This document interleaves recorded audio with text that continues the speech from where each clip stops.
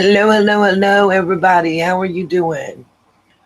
Sorry about that. I had a little bit of an emotional moment.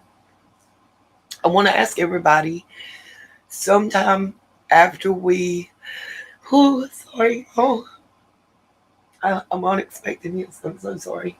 It's not even about me. Um, Sometime after we end this live stream, if everybody could that sees this, whether you watch it in repeat play, whether you're in the live at now or later or whenever you come in, can you please go to Stevie Knight's channel? I'm going to try to find a link right quick and drop it. I'm not sure how to do it in Restream. I apologize. It's Stevie and then space Knight. That's the name. The title of the video is "Cancer is No Joke." His father was diagnosed a few days ago with stage 4 renal cancer. I got a notification because I've been following it. You guys know my history with my son and some of my other close family members, all on my mother's side, and the big C word, you know. Um, they wanted to do bone marrow for mama to make sure that she didn't have. Uh, anyway, let's just say this: my child, two of my aunts, my uncle, my grandfather, all on mama's side, had differing forms of cancer. Please go and show some love in his comment section. Just, it's not about money, it's about support and emotional love. Um, because today his father had to have emergency brain surgery. Um, they found a tumor in his brain, and they're waiting to find out if it's malignant or benign. And you guys know and understand that feeling. Um, that I've been there, and my heart and soul goes out to this family, this gentleman right now. It ain't about YouTubey stuff. It ain't about dollars, cents, money. He don't know me from a can of paint. He ain't giving me $1. It's about cancer sucks. And unfortunately, I have a feeling with everything that he's saying and what I've been through, what road he's headed down, and just knowing that people give a damn will help a lot. And I discussed in the first minute or 10, whatever, and I'm demonetized already, but whatever, I don't care about that at this moment. And that may sound stupid to some folks, but I don't. I'm just glad to see y'all here for one. And for two, I really am asking to just show him some sunshine love. If you guys would, I appreciate it very much. Sorry, I didn't know how to be to get emotional. I do apologize. Oh, I hope everybody's doing all right today. I've got everything queued up already. I'm gonna mute myself here in a second, blow my nose.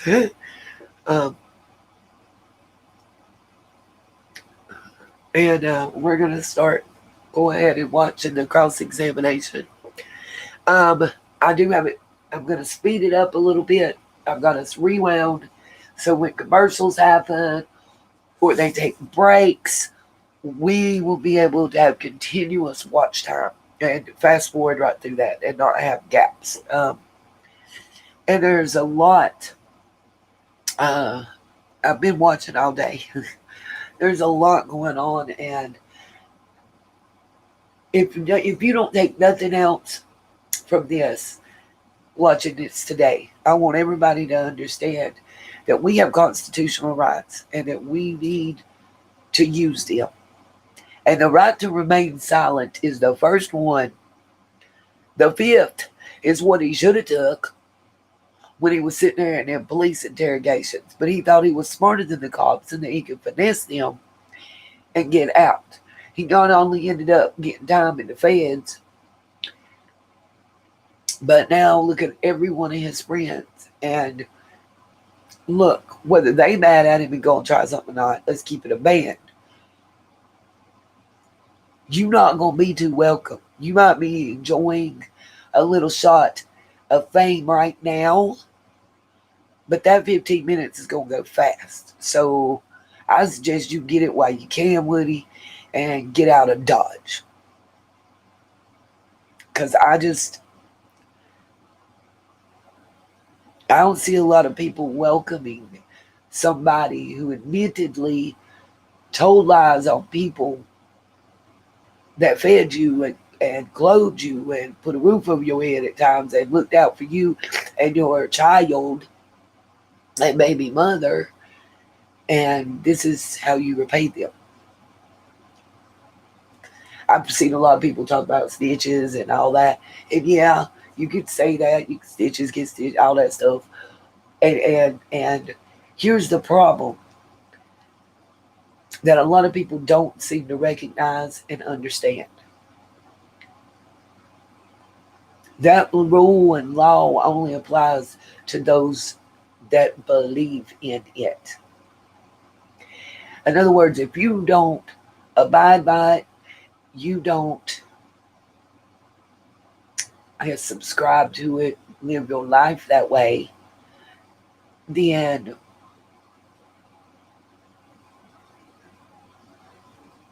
you can't expect that to be, how do I say, given to you.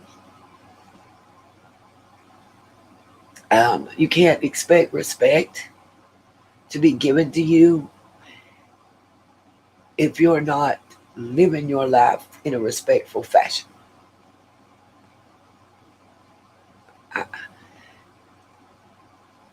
If you playing on the streets and the person you playing with don't abide by the same OG rules you do,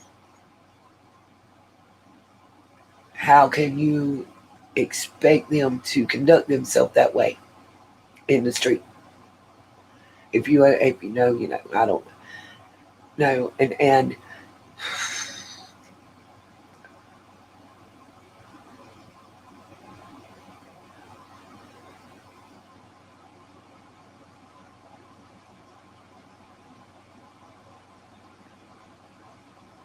oh, and a real little side note while we're talking real quick,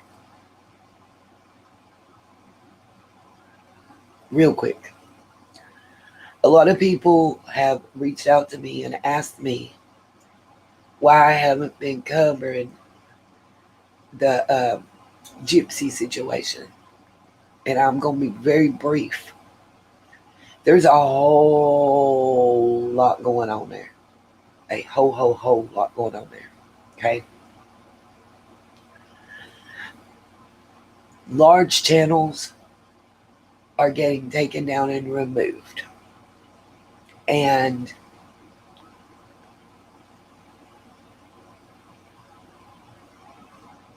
I know myself and how opinionated I can be, and how likely I am to open mouth insert foot, and then we won't have a way to communicate because I'll get struck. Oh, I have took everything. I'm sorry, you guys. My Wi-Fi is buffering, and I've removed everything.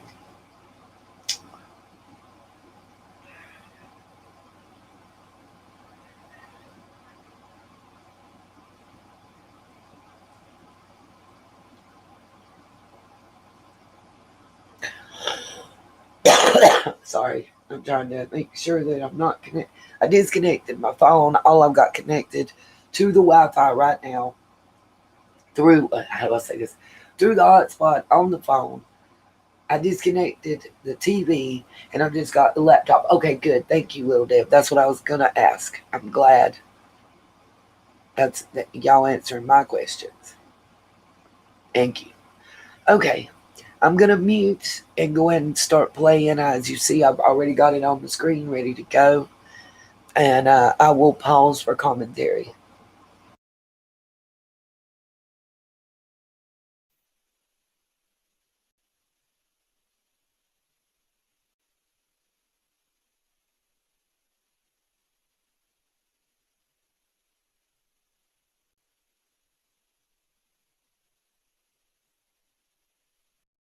Give police your phone number in any of these interviews so they can get your phone records. Which phone? Your phone that you had back in 2015. I have more than one phone. Okay. Is that audible? Mr. Copeland, that's you testifying before this jury, August 12, 2024, where you explained that you had multiple phones on January 10, 2015. Does that sound right? That's what it said. Did the district attorney's office, did the federal authorities, did homicide detective Thorpe, Detective Dennis, Detective Gaither, anybody, Agent Cunningham, anybody in law enforcement, did they ever seek to get a warrant, search warrant for your other phone or phones? Calculation.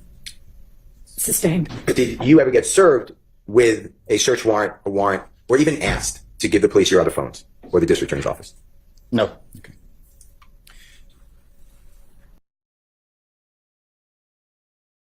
Guys, real quick, for those of you that are coming in or that just joined, we are watching the cross-examination today. I've wound it back. We're probably 40 minutes behind, maybe at the most. We're watching the cross-examination of the state's star witness, not better known as Lil Woody, or actually correct pronunciation is Lil Woody.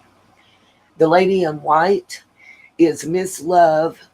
She's basically the assistant district attorney directly under Fannie Willis. The lady in the pink with the braids is Miss Hilton. She's, I would call her a deputy district attorney. Miss Love is her superior. The lady with the gray curls behind the computer desk looking our direction is the court reporter. The lady with the computer in her hands on looks like a mouse and or keyboard, brown hair, lavender to white top, is going to be the records clerk, I think is what you call it. But she's basically the assistant to the judge and paralegal to the judge. The judge is Paige Whitaker, Honorable Paige Whitaker, that's behind there, man in the burgundy tracksuit with what looks to be a Minute Maid apple juice to the side. That's none other than Little Woody. Gentleman putting glasses on his face in the black suit, gray hair, is Brian Steele, and that's Young Thug's attorney.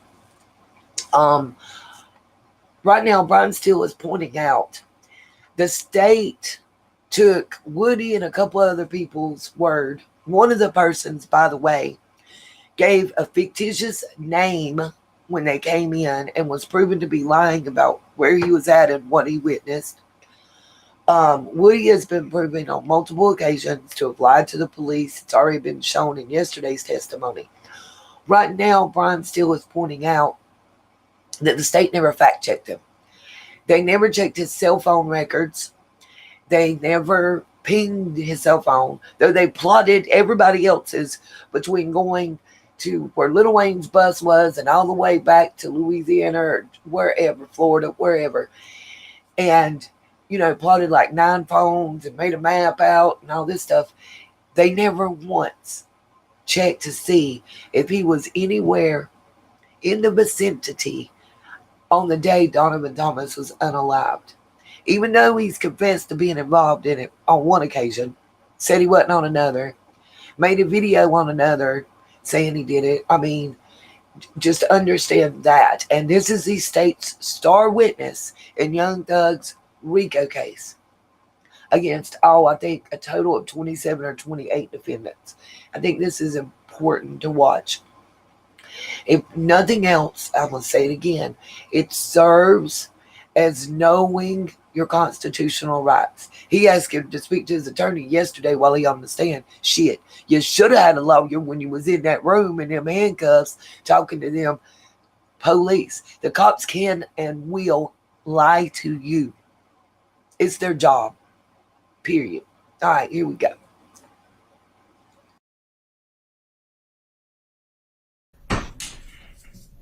I'm going to show you and play for you, with the court's permission, Jeffrey Williams or JW 244D, as in David, State's Exhibit number 378, YB as in Barry. Your Honor, that's the January 28, 2015 meeting or interrogation. It's at 7:12:03 p.m. to 7:12:43 p.m. And this discusses, Mr. Copeland, just make sure I'm right, that you and your brother made a false report of who's driving a vehicle because you had a suspended license. If you can listen to that, make sure that's what that's about. So I said, again, cause we go, found police report, I think I went to have some brother, they didn't get shot kids. Why you had your brother file a police report? Cause I ain't got a license. You still a victim though, like, they still lock you up. Right, if you ain't in the car, listen, if you ain't driving the car when we get there, we're not gonna waste our time on lock you up to drive with because now you didn't kind of, sway the investigation that y'all made a false police report. Now I ain't trying to lock y'all up for that shit, but if we get some evidence or get a gun or something to match shell cases or whatever like that, it's kind of like you threw the investigation off by having your brother take the report. You know what I'm saying? Like that. Is that pretty much what it discusses, Mr. Copeland? Huh? Is that what it discusses? What you're discussing with the detectives, you had your brother file a report, a false police report. Is that what it's discussing? Right. Okay.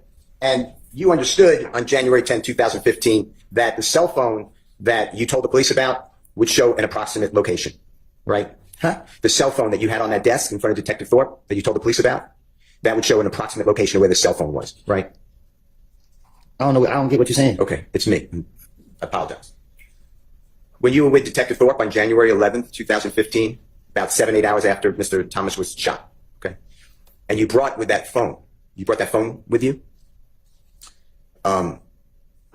If that phone was with somebody else and not you, at the time Donovan Thomas's shooting, the police didn't have all your phones, right? Well, you didn't give, correct. Just rephrase it. It was kind of confusing. You didn't give the police all your cell phones that you had with you or access to on January 10th, 2015, but you did show one phone, true? He didn't. I don't even think he went in my phone. Okay. All right. Now, did the police ever come to you, when I say police, I'm including everybody, or the district attorney's office, come to you and inquire of you, ask you, your phone shows no calls between 7:01 at night and 7:23 or 24 at night on the night Donovan Thomas is shot? Did they ever ask you to explain or why there are no calls during that time? Did they ever discuss that with you? They don't tell me nothing. Okay. All right. I'd like to go to the next recording. And this is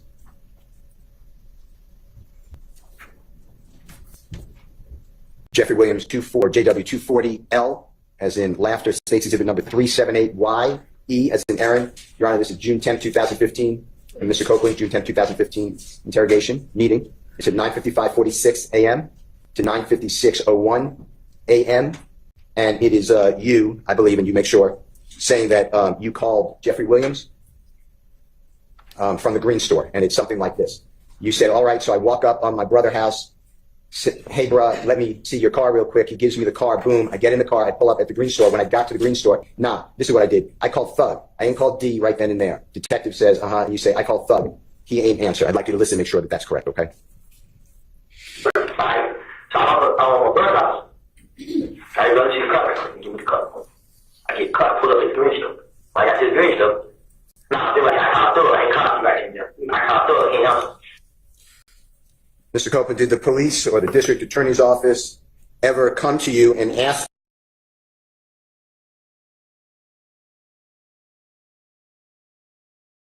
you on your phone records whether it's support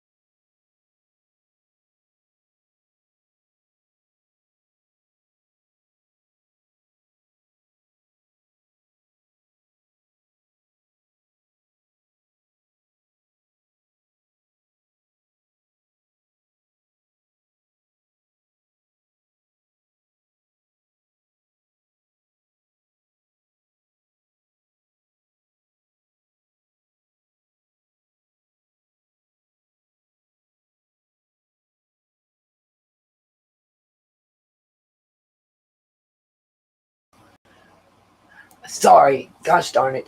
Okay, let me rewind and tell y'all what I just got done saying for the last 2-3 minutes. Long story short, there are multiple interviews, I think like 5 or 6, with different officers and Little Woody. Always with Gaither, who, in my opinion, acted as a handler. Understand, number one, what formal education that Woody has is very little. Probably very little past a junior high level, okay? Or middle school level now, my bad. And during those education times, he was in the classes for lower functioning individuals. He said that, not I. He said it on the stand. I feel like he was targeted, like he feels, manipulated, used, and when they're done, they're going to toss him in the trash and not care what happens to him. Not care what position they put him in, not care what he goes through. And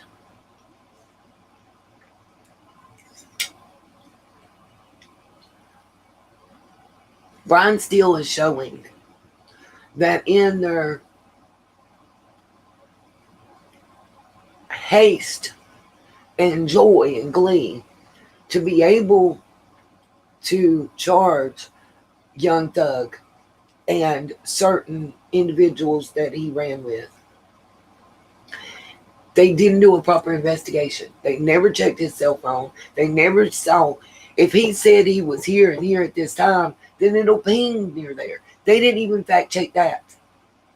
He said that Young Thug was at the gas station and got out of the car with Yak Gotti and got into another car and blah, blah, blah.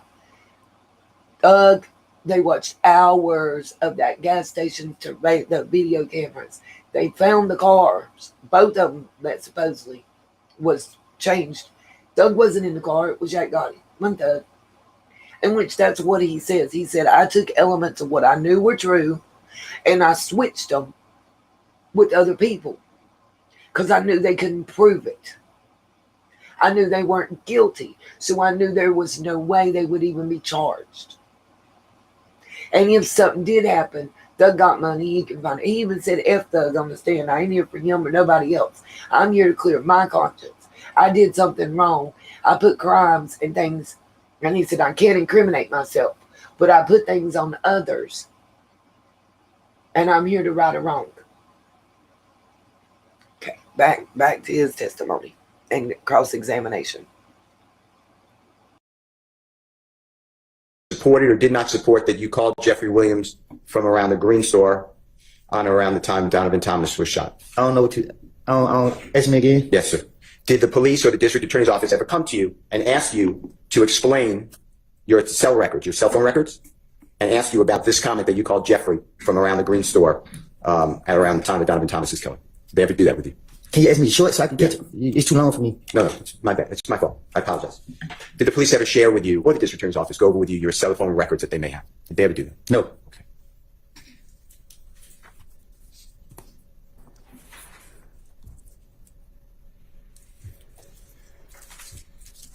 Going back to 2014, going into 2015, you met Jeffrey Williams for a short period of time that you were, my word would be hanging out with him, that's a bad word, that you were in his company and he was in your company, a short period of time. Is that fair to say? Right. And when you met him, you already said that he was very popular. Yes. True. And is it true that that you observed he was trying to help people like you, but other people too, to get jobs, like legitimate jobs? What you mean? Recording studios? No, I'm saying I don't get what you're asking me. Okay, let me ask you a different way. So forget about what I said. When you met Jeffrey, did you witness him trying to get people to have a legitimate job? A legitimate just means a job at a recording studio, make music, trying to help people. I can't speak for other people, but he tried to help me. Okay. And when you knew him for the period of time, we're really talking about like between your birthdays. Do you know Jeffrey Williams' birthday by any chance? And if you don't, that's fine. Well, now I do, but You didn't back then? Okay. I didn't. Yeah. Is it fair to say that you and he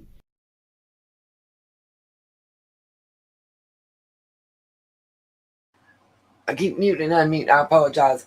I agree, Deb. It is about self-preservation, and a lot of folks don't understand that. This young man was pretty much alone in the world at a very young age. The one parent that he did have left at the age of about 10 checked out, physically and mentally. And no other family cared enough to help. Literally, he been in the streets doing whatever he had to do to survive since he was probably 11, 12 years old. But again, guess who does know that? Guess who does have the training? Guess who does have the wherewithal that knew that and used it? And that's what really irks me. That's the big picture. And that's the district attorney. That's the police. They knew. They know his history. He's got a jacket longer than a duster hitting the ground. From your shoulders to your ankles, baby. And most of them are state charges, but he never did one day of state time. He did do fed time. So did. I can't find a state facility he ever stayed in. And by the way, the fed time he did, it was at a work camp from day one. I'm just saying. If you know, you know. All right, back to this. We got to get caught up. Knew each other, but like after your birthday in July 2014, and really stopped because you were in custody anyway, by July 2015. That's the period of time that you knew each other. Is that true? No, I didn't. From 2014, I met him like at the end of 2014. And then you're a total jerk, but you got locked up a lot. The police kept locking you up in January, February, March, April, May, and then June. You were locked up in federal custody for 51 months. True? Yes. Okay. And that's really the only period that you knew Jeffrey. Yeah. The only time that you were around him or he was around you. True? But really, we wasn't even together every day. I was out in the neighborhood. So when the state is asking, like, you questioned about, you were so close with him, what you really did was you go to a studio, he let you come to a studio. True? Yes. I was going with somebody else. Yeah. You went originally with a gentleman I know as Mr. Trentatus Stevens. Do you know that name? Yes. Is that also Slug and Tick? No, I call him Tick, yeah. Okay. And that's how you first were introduced to be around Jeffrey Williams, true? I think so. And then you would see him, he'd allow you, and when I say allow you, I mean it was okay. He allowed a lot of people to go to his shows, right? I think Tick invited me out. Okay. And that was really your relationship with, and he would take pictures with you if you wanted to, and he wanted to, true? Okay, I feel that a lot of y'all haven't been here throughout this whole thing, so I'm going to keep it a band because I want, y'all know I try to keep y'all apprised of the 100% facts, truth, and not hide anything. Tick took a plea deal. His plea deal will expire sometime in November of this year, as I understand. As will most of those individuals that were co-conspirators and charged and took plea deals. Tick is a longtime friend of Thug since, kindergarten type days. Long story short. Anyway, Woody procured grass and I can't say it. PERKs, as I understand. That's came out during testimony over the past 9 months that I hadn't bored y'all with because a lot of it was redundant. I've only showed clips. Today I just thought, hey, I've got the time.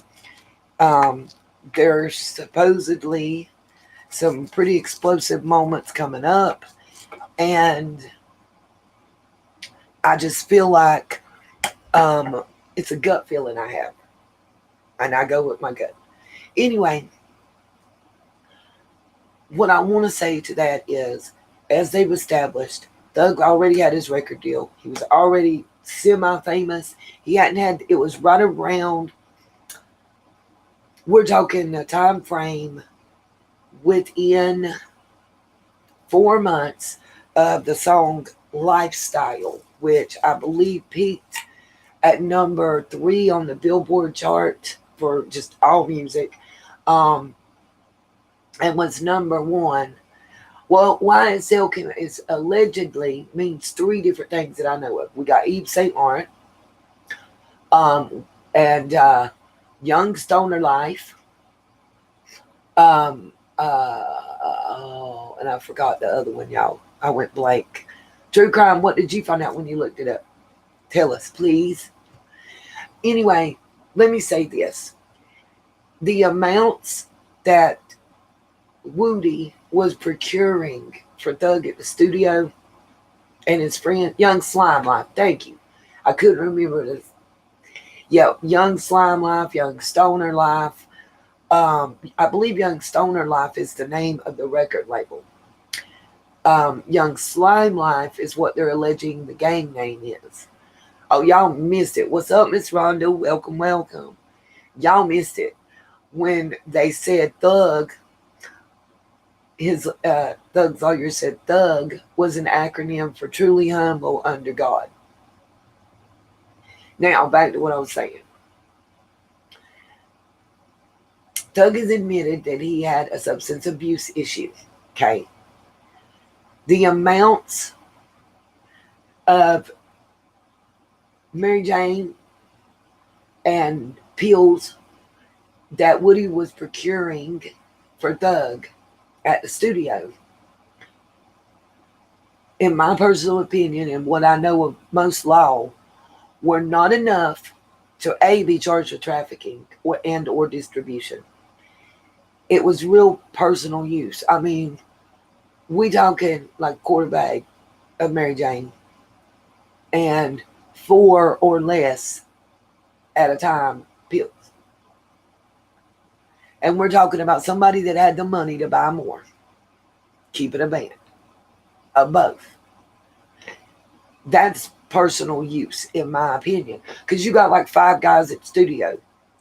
How long you think that's going to last? Between 6 people? Come on now. Let's keep it real. I mean, if you don't know about rugs, fine. Don't look at it like that. The way I look at it, right, Rhonda? See, that's where me and Rhonda on the same level. That's why she my soul sister. Because I do procure the devil's lettuce at times. What I have found is, honestly, Delta 11 is legal here, and it's wonderful. When I can get it or anything else, I mean, as far as, Delta 8, Delta 9, Delta 10, whatever. The gummies I don't like as good as I do the smoke, and you can get it. Legal. It is legal. It is government made legal. Sell it.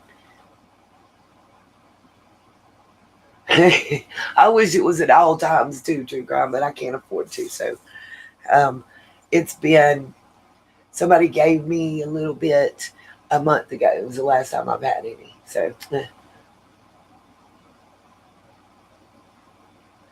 the devil's lettuce is the same thing as Mary Jane, grass. We don't have one of them here yet. But just get those pins just when I run out. Yeah, Rhonda, can't afford one of them. Can't afford one of them around here. I don't know how much they are there. But here the cheapest one of them is like $30. So that's a dub. I'll have $3 to spend on it. But anyway, my whole point was that's how Woody got in with Doug.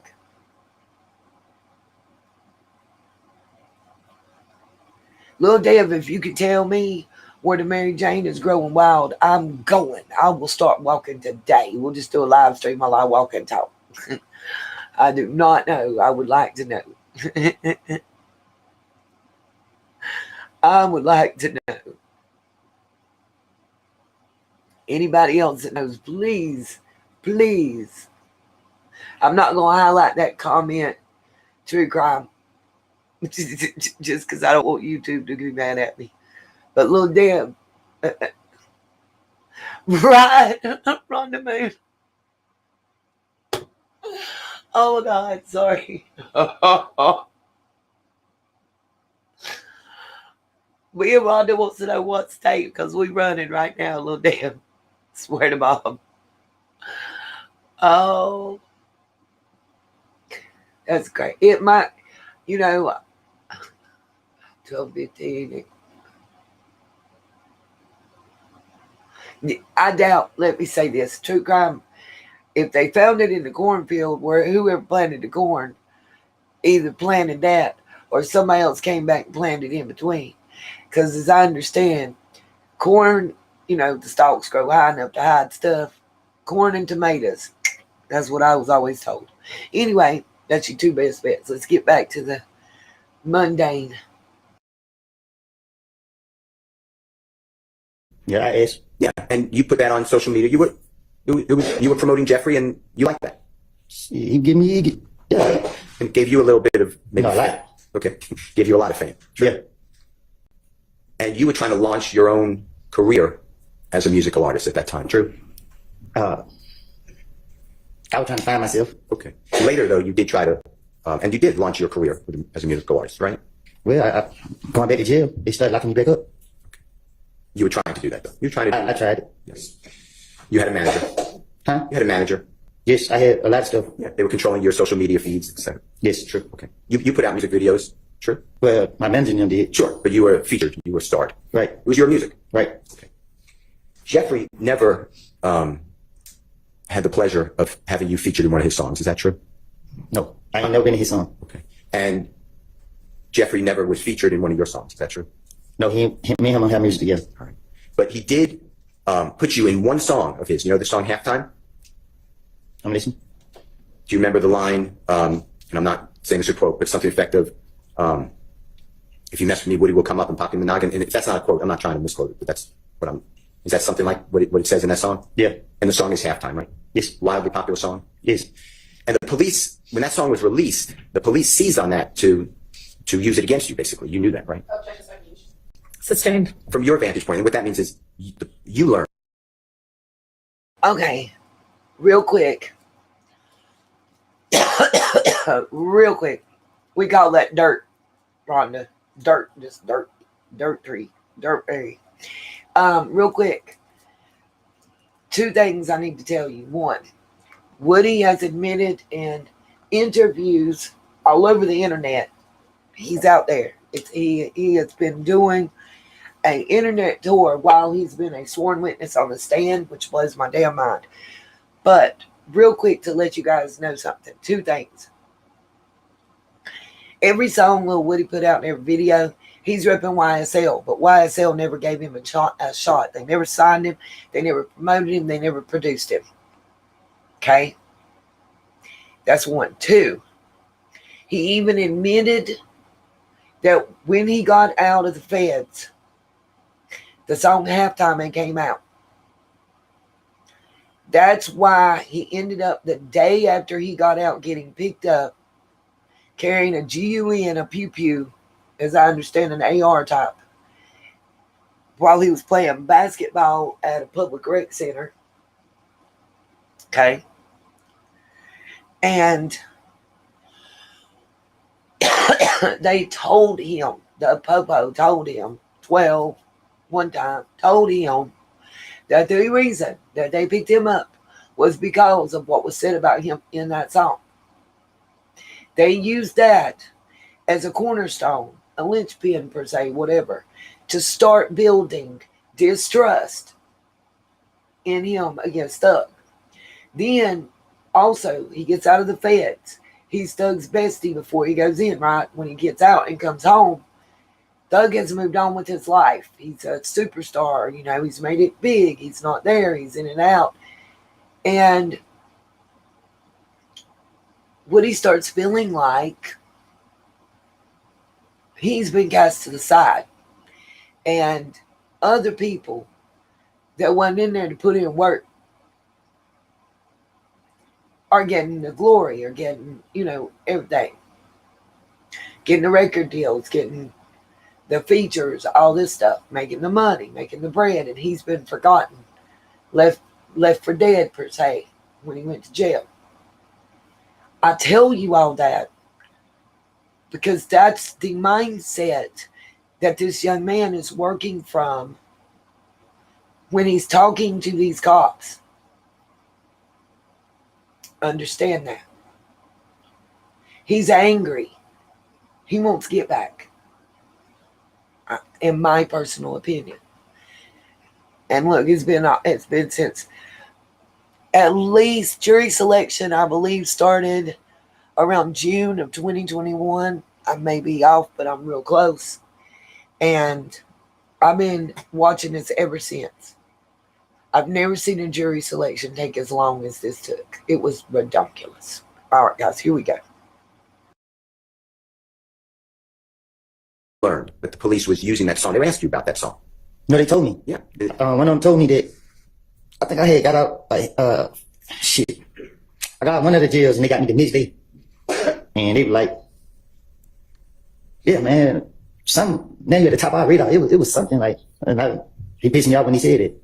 He being the detective. No, it wasn't no detective, it was the police. Okay. The police officer upset you when they. I think it was Dennis that said it. It was one of them that said it to me. Okay. Now, that's the only time you're mentioning one of Jeffrey's songs. Is that true? What you mean? There's not another song that Jeffrey, to your knowledge, mentions you. Yes. Okay. And Halftime, you know this, was made in 2000. It wasn't released till 2015, but it was made in 2014. Is that true? Yes. Okay. It's an old song. And there's no truth to that lyric that you would pop somebody in the noggin for Jeffrey. Am I right? I would never. Okay. I want to go back to what we talked about earlier, that Jeffrey was in fact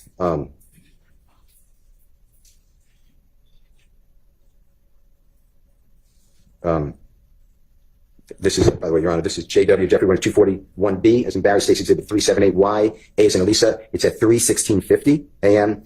to 3:16:56 a.m. And this is January 28th, 2015 meeting or interview or interrogation with the police. Okay, Mr. Copeland, I'd like you to listen to this about things were good with Jeffrey. If you could just listen to this. Defense counsel January 28th. I think this is the January 11th interview. You are, and thank you very much. I apologize, Your Honor. It's Mr. Copeland, it's January 11th, 2015 with Detective Thorpe. Same time.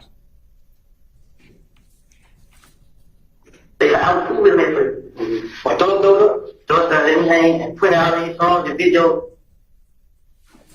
You were telling Detective Thorpe that Jeffrey was cool with Mr. Thomas, right? I guess. And that's the truth, though, right? I don't know. I'm saying I can't hear what I said in the video. Okay, how about this? From your observations, Jeffrey was on good terms with Donovan Thomas. I don't think I ever seen them two. I can't remember being around both of them at one time. You never saw them dap each other up? I'm saying I don't think I've been around with. I don't think I've been around like if I never seen them. I don't think I've been around with both of them in the same place. If that makes sense. Yeah, of course. Okay. I don't remember.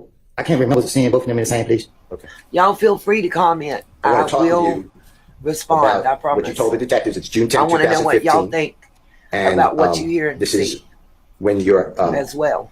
telling the And if detectives you have you're any at the questions, McDonald's I will answer. and D gets into your car. I want to talk to you about this. This is JW or Jeffrey Williams 240M as in Magic, States Exhibit number 378, YE as in Aaron, 2:45 p.m. to 2:46 p.m. And you say to the police, SHI blank, I just heard D got in the car and he was like, they just killed him. Or he like, yeah. He like, boy, they killed Nut. Detective Thorpe said, who he say killed Nut? You said, I'm telling you. Like my heart started pounding. Like who? He was like, them? And then Nard got in the car. He shut up talking. So we get riding. I'm like, where the HELL? We going? But he told me that I was already trying to get the HELL away from them. So Moontoon FaceTimed me. He like, boy, you know old boy just got shot, right? They saying, boy, he just might not make it. I'm like, who? He like, Nut. I'm like, huh? Man, he trying. He like, SHI, boy, you know they could scream. You know they could scream out a name, right? Man, boy, I ain't got nothing to do with it. So SHI, I'm like, man, my head started hurting instantly. I got off the phone with him. So we following behind them. We dropped That's when we dropped them at Thug's house. They was in the car, in the first car. So when we pulled up, I want you to listen to this and tell me if that's what we're talking about. Excuse me. So I heard the guys like they killed her. Yeah, like they killed her. When you say kill her, I'm like, my heart said, I'm like, who? He's like, damn. And then another guy in the car, shut up. So we get around. So I really was going. But when he told me, I was already trying to get a head away from him. So most of the FaceTime, he like, but you know, old buddy got shot, right? Saying, boy, his head might not make it. I'm like, who? He's like, that. I'm like, him. And he like, shit, well, you know they can scream out of name, right? And well, I ain't got nothing to do with it. So shit, I'm like, man, I'm gonna let my head under an inch like I was on him. So we find behind him. Y'all ain't seen nothing yet. Wait till you hear how he has to cuss. It's hilarious. I'm telling you. I've seen snippets. Mr. Copeland, did the district attorney's office or anybody in law enforcement, an agent with the FBI who's a cell phone expert or any of the police, did they ever go over with you where your cell phone that you told them about was traveling from the McDonald's area towards Jeffrey's home on January 10th, 2015? Did they ever ask you about that to explain it? No.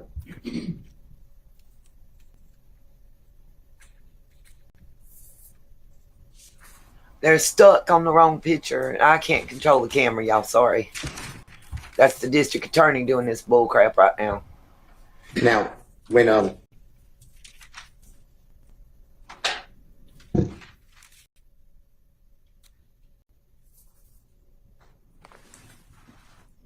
wait till you hear the lawyer question and you were trying say to AG you put double out some of your hockey music, sticks, I y'all. want to talk to you about that if I can, okay?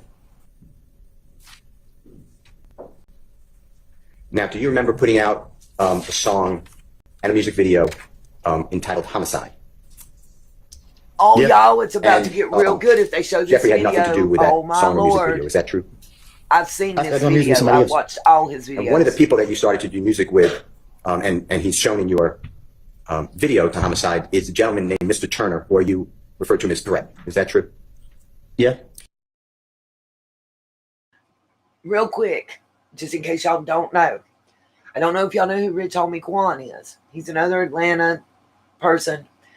Two things I need to tell you. One, Birdman, Lil Wayne Birdman, allegedly during this, the state never offered portions of this tape, by the way, for viewing, that it's going to be highlighted.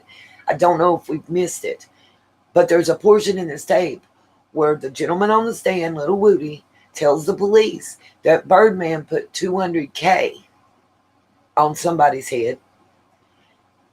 The state has Birdman on their witness list. They have Rich Homie Quan on their witness list. They even subpoenaed Rich Homie Quan, but refused to call them on the stand. During his testimony, Little Woody admitted that him and the D guy that they're about to talk about shot up Rich Homie Quan's daddy's barbershop. That's important because still to this day, Rich Homie Quan's daddy is suffering from the injuries of those gunshots. I get you, true crime. Rich Homie Quan has a song, Some Type of Way, and Walk Through. Watch Me Walk Through. It's at least it's not mumble rap. Lil Wayne, Birdman was who Lil Wayne used to call daddy. He's really over all these guys. Record label wise and allegedly in the bloods. Just hell, I'll say it. I'm tired of trying to figure out different words. YouTube's going to demonetize me anyway, so what does it matter? Every live stream that I've done has been demonetized. Honestly, and most of the shorts I've done have either been demonetized. The one for my son got copyright struck. I literally made $3 and some change in the month of July off of YouTube, and I think in the month of August, even with a $1.99 donation and a $50 donation, I have made, hold on, I can tell you. I think it, let me see.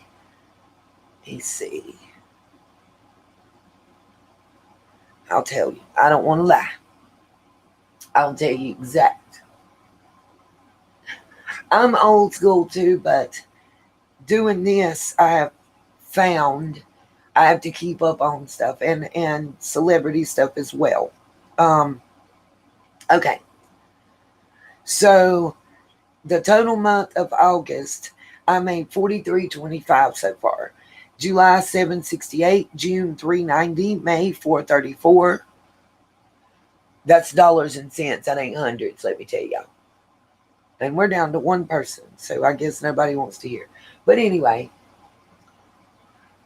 I just thought that y'all might want to know who some of the other players are that are involved, simply because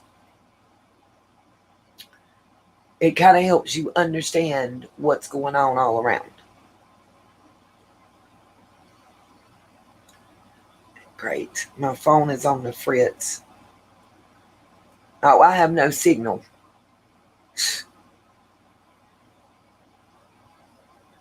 Like, no service whatsoever. Just totally dropped. I might have dropped. The live stream may have dropped, you guys. If anybody's in here, please let me know. I think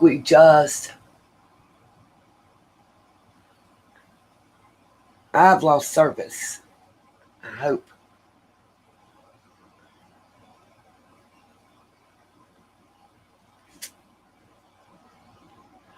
It's not going to disconnect me. I don't know what's going on.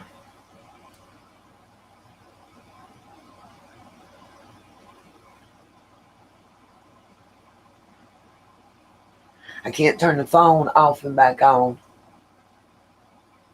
because it will totally disconnect us.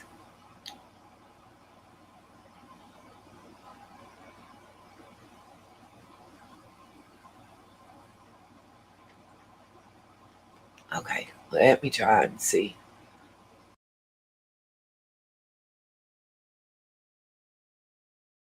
And in music video Homicide that you put out, would you recognize that music video if it was shown to you?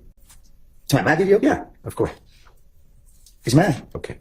I'd like to show you, and Your Honor, move into evidence, Jeffrey Williams, number 243B, as in Barry, and it's a music video by Mr. Copeland. I want to ask you a couple of questions about that, okay, Mr. Copeland? I'd like to show it first and then ask you some questions, okay?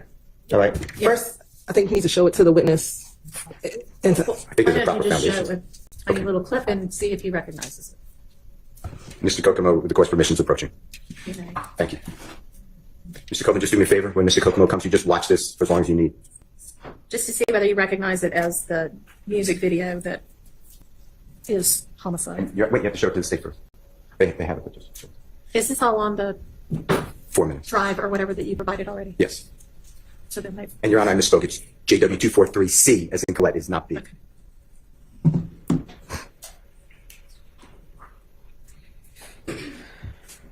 That in my video. Mr. Copeland, I heard what you said. I'm going to repeat it. If it's not what you said, just correct me. That is, you recognize it as your video. Yeah, I saw the video. Okay. Your Honor, I move into evidence. I'd like to play Jeffrey Williams 243C, as in Colette. Relevant, Your Honor. What's the relevance? I believe that there is an indication of an image of, it appears to be like Mr. Donovan Thomas, and threat is in the video as well as Mr. Copeland. All right, can we just maybe zoom to those parts Sure. and do those little parts instead of the entirety of it? Yeah. Unless the entirety of it's relevant. No. Okay, We can thank you. absolutely do it. I move for the admission of everything, but for purposes of expedition. All right. Okay. It's admitted. And I would just need Mr. Kokomo, Your Honor, to announce what time he's playing, if that's okay. Or he could tell.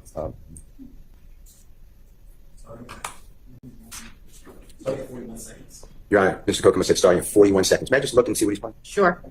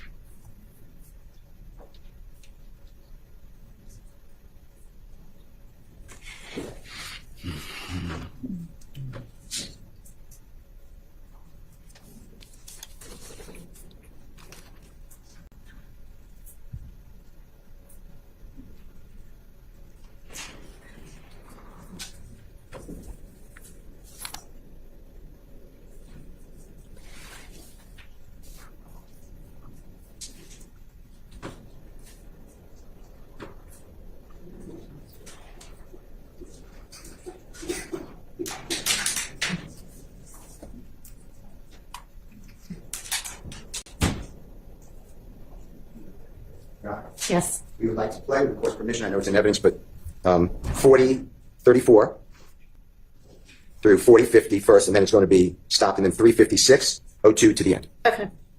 Go ahead.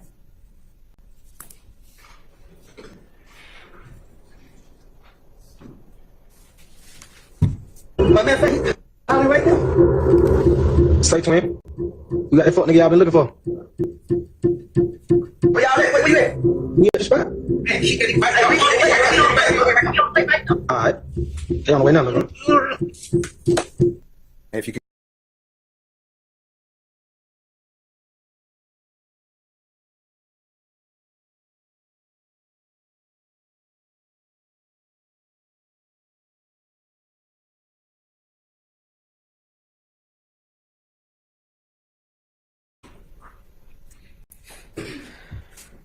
Yeah, in my video.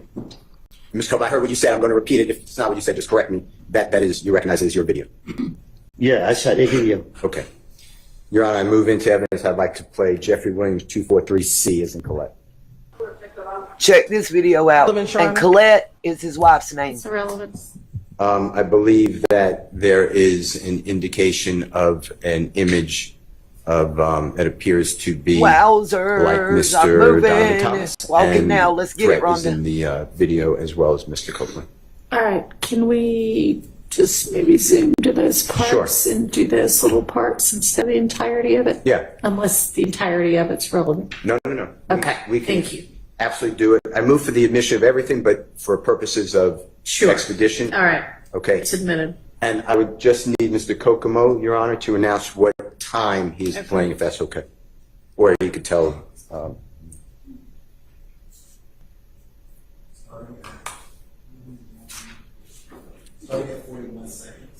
Your Honor, Mr. Kokomo said starting at 41 seconds. May I just look and see what he's playing? Sure.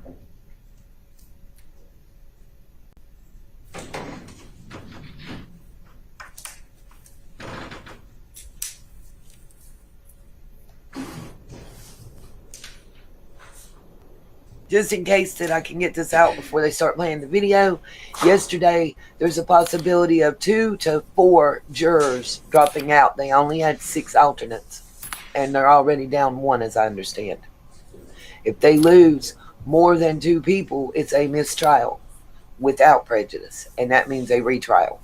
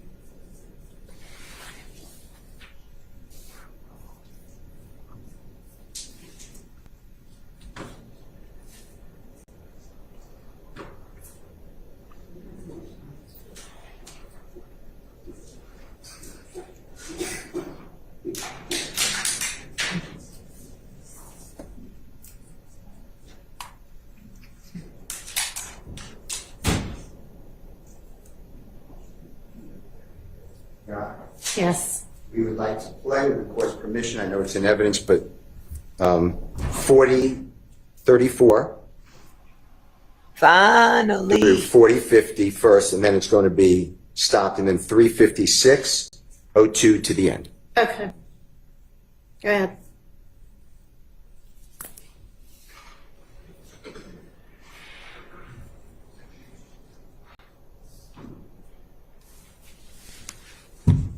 My man, Ollie right there. Say twin. You got that fuck nigga y'all been looking for? Where y'all at? Where you at? We at the spot.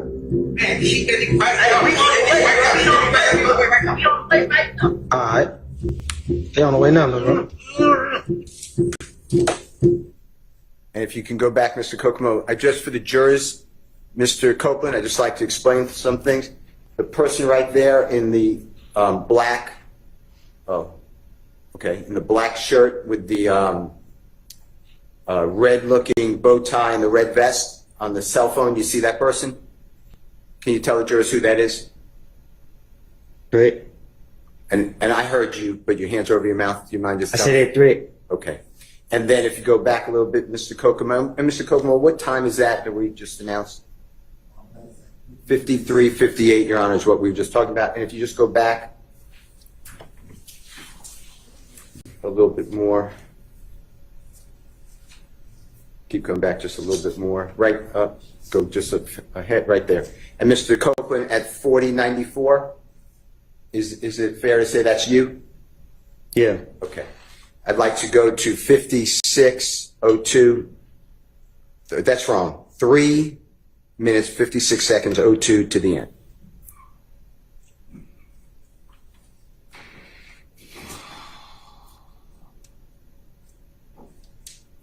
Triple balls, cause this boy is speaking to the boss. Me and Woody, I do what it costs. We ain't take no loss.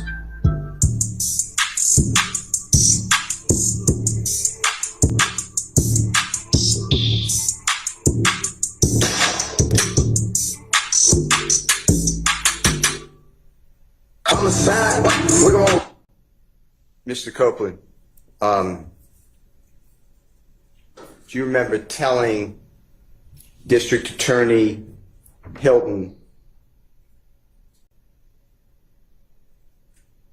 before It's June so 7, hot 2024? By It's the way, first they time had in the chair. the jurors ever saw looks you like come into the courtroom. Donovan Nutt Thomas. Judge Glanville was the judge at that time, and you invoked the Fifth Amendment. That's the day I'm talking about. So before that day, okay? Am I losing you? Because I'm not trying to. I lost you? Yeah. Okay. We're finished with the exhibit. Can you take it down? Yeah, Before, I'm sorry. you finished with it. For now, I'm going to go Okay. back to before the first time the jurors saw you testify on a Friday, June 7, 2024. Before that, do you remember telling District Attorney Hilton that you made a video admitting to killing Donovan Thomas? Do you remember saying that? Huh? Do you remember saying on social media We about to or get to the good otherwise part, y'all. that I you made a promise. We video almost or a caught up. statement that you admitted to killing Donovan Thomas? Do you remember saying that? Objection, mischaracterization of evidence. Not even mischaracterization. I don't know how to rule on that. Okay. I mean, I don't have anything in front of me. That's fine. Let me get the.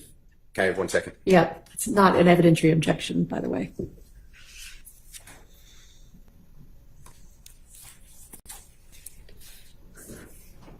I'm going to go use the ladies' room real quick, so I won't be commenting for about 3 to 4 minutes, but I'll be right back. And I am watching with my phone. I'm going to ask you another question. On what we just saw on So I'll be Jeffrey typing Williams in the chat, y'all. 243C, that man who had money on his head and then was shot in the video, remember that on the homicide video? Did that have anything in your mind to do with Donovan Thomas? I don't get what you're asking me. Did you, when you did that video, did that have anything in your mind to do with the killing of Donovan Thomas? No. Okay. It's just a video, a music video? Yeah, just a video. Now, when part of your what you try to give out to the public is that you are a real gangster. Is that true? Huh? Do you remember giving an interview on the porch interview? Do you remember that? Off the porch. Off the porch, yes, sir. Do you remember doing that interview? I remember doing it, but I don't remember what I said. Okay.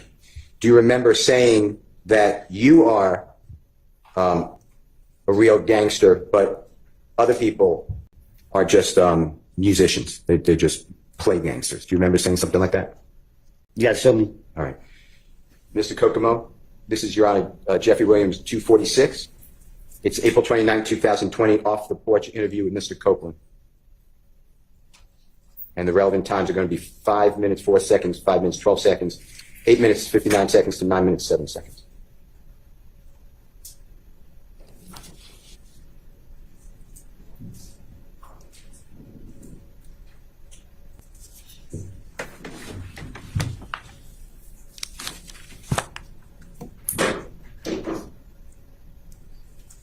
I remember. I said, I don't know what he's talking about.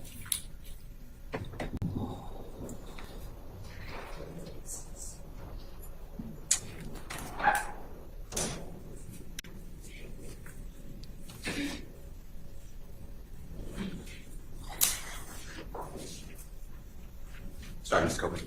Do you remember that video, the off the porch interview? I remember, but I don't remember what was said. Okay. Was that you in that video that was shown to you? In that picture he showed me? Yeah. Yeah. And do you need to hear what was said? Did Mr. Kokomo play that for you? No, he just showed me a picture and walked off. Mr. Kokomo, would you just show Mr. Copeland the relevant portions, 504, and you can listen to any of it, 504 and 512 and 859 to 907. Mr. Copeland, just listen to this yourself, please. They have it to say. So.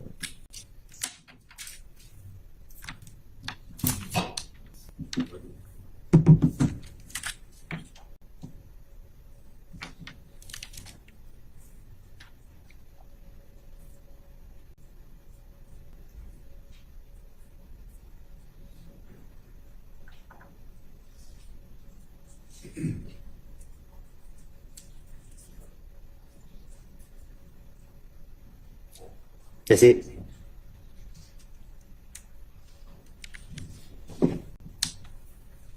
That's you during your interview or part of it? Yeah. Okay. Your Honor, I move for the admission of Jeffrey Williams 246 specifically, and I don't care if the whole interview's in, but specifically the times I announced, Your Honor. Your Honor, we're objecting based on improper character, and we can approach for some other matters, Your Honor. All right.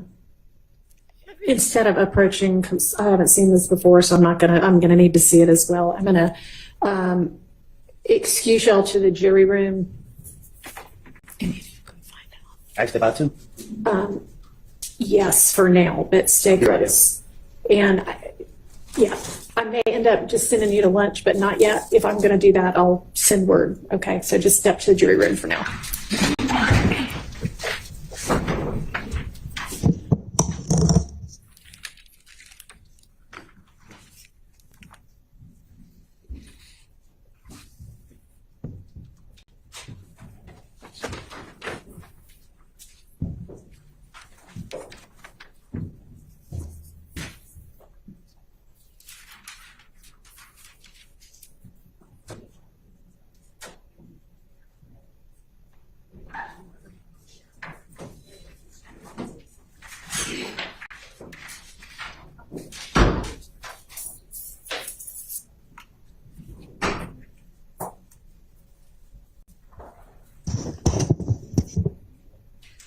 All right, I know there was an improper character objection. Whose character?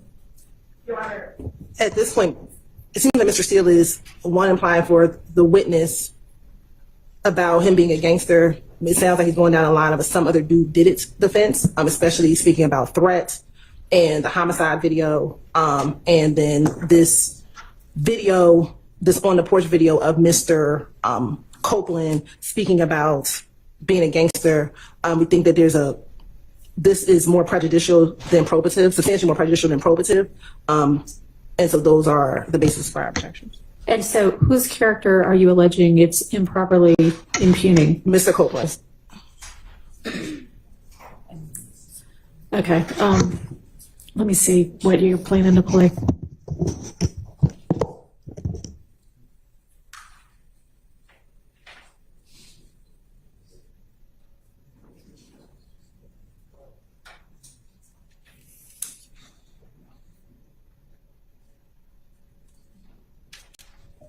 So at the end of the day, I got a story to tell. Yeah. You want to listen to it? Or if you listen to these niggas that ain't did nothing gangster, nothing tougher than they life. So.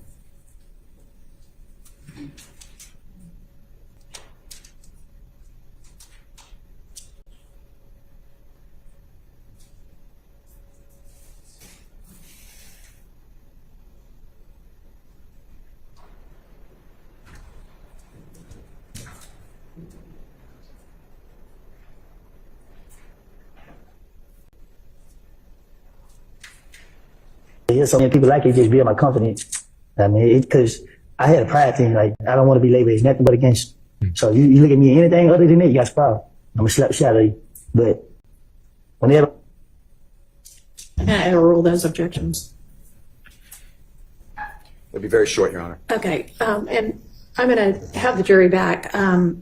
Ms. Pressfield, apparently one of the jurors, she was not hospitalized, but she had to visit the hospital last night. And she has indicated through an email that she may need an early break today.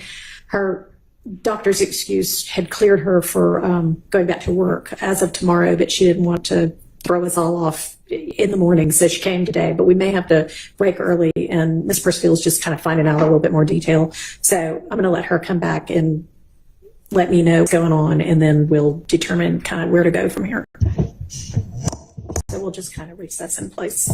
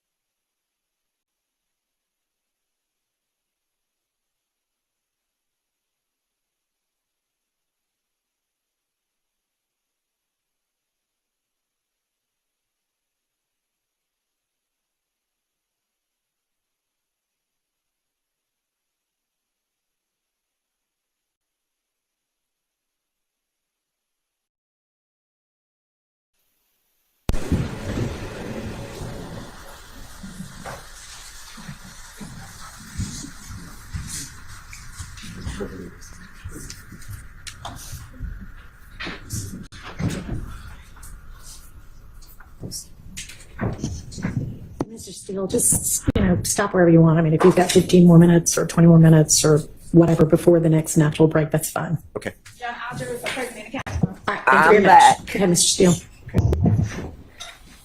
Your Honor, with the court's permission, I'd like to publish to the jury Jeffrey Williams of JW 246, specifically the time frame 5:04. We get ready to see the 5:12. interview, I And think. Mr. Copeland, if you can listen to it, and I just want to ask you some questions, okay? All right. You might need your earplugs if you want to use them. At the end of the day, I got a story to tell. Yeah. You want to listen to it? Or if you listen to these niggas that ain't did nothing gangster, nothing tougher than they like. So. Were the people around you? Mr. Copeland, are we able to hear what you said during that interview? Yeah, I heard it. And you don't need me to explain. Tell the jurors what you were saying to the interviewer. What you mean? What was I getting it? Yeah, can you tell the jurors, please? Well, I did an interview, and I got to hear the question that he asked me. Okay. Let me ask This you this. jury's going to be seated Some jurors may not know what off the porch is. Can totally you tell them what for that is? over 2 years. It's Imagine that. Out of work, $25 they a day. interview rappers, upcoming rappers, and ask questions about the music and your background and stuff like that. That's what you asked? Yeah, yeah. And this was done approximately April 29, 2020. Do you remember that? It was done. I don't know when. Do you remember it was done during COVID, if that matters at all? Before I went back to jail. Okay. And in that segment, and the jurors heard it, but you're explaining that you're a real gangster, not these other people who are pretending. I'm not saying that's a quote, but something like that. That's what you were discussing, what you said. Is that true? That's what I said. Yeah. Yeah. Okay. I'd like to, and you discussed Jerry Williams in this. If you remember, I could play for you, but if you remember off the porch interview, is that true? All right. You said he was like a role model. He blew up, or whatever the right word is. True? Well, he showed us that it was real. I'd like to show you, or play for you, if you don't mind, you might need your earpiece again. This is 8:59 to 9:07. I'm going to ask you the same type of questions, just what did you say, what did you mean? I'm going to ask you the same type of questions, what did you say and what did you mean? All right? Same thing. Because I had a pride thing, like, I don't want to be labeled as nothing but a gangster. So you look at me anything other than that, you got a problem. I'm going to slap the shit out of you. But whenever Did you hear that? You hear what you said? I think we all heard. Yeah. And what you're expressing is that's what you want people to look at you as. That you're tough. No, I just wanted people to know, not to look at me. I wanted them to know that you're tough. I ain't tough. I just ain't scared. All right. Now, you also put on your social media, I think the state showed it to you, but let me get the exhibit number.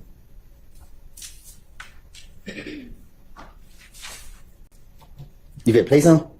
Well, let me show you something before. Is that okay? Just give me 1 second. I'm just trying to see. I didn't hear you.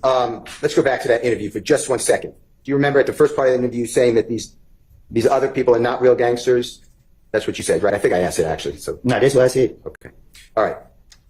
On your social media, give me 1 second, okay? You're on there. Just go back. Yeah.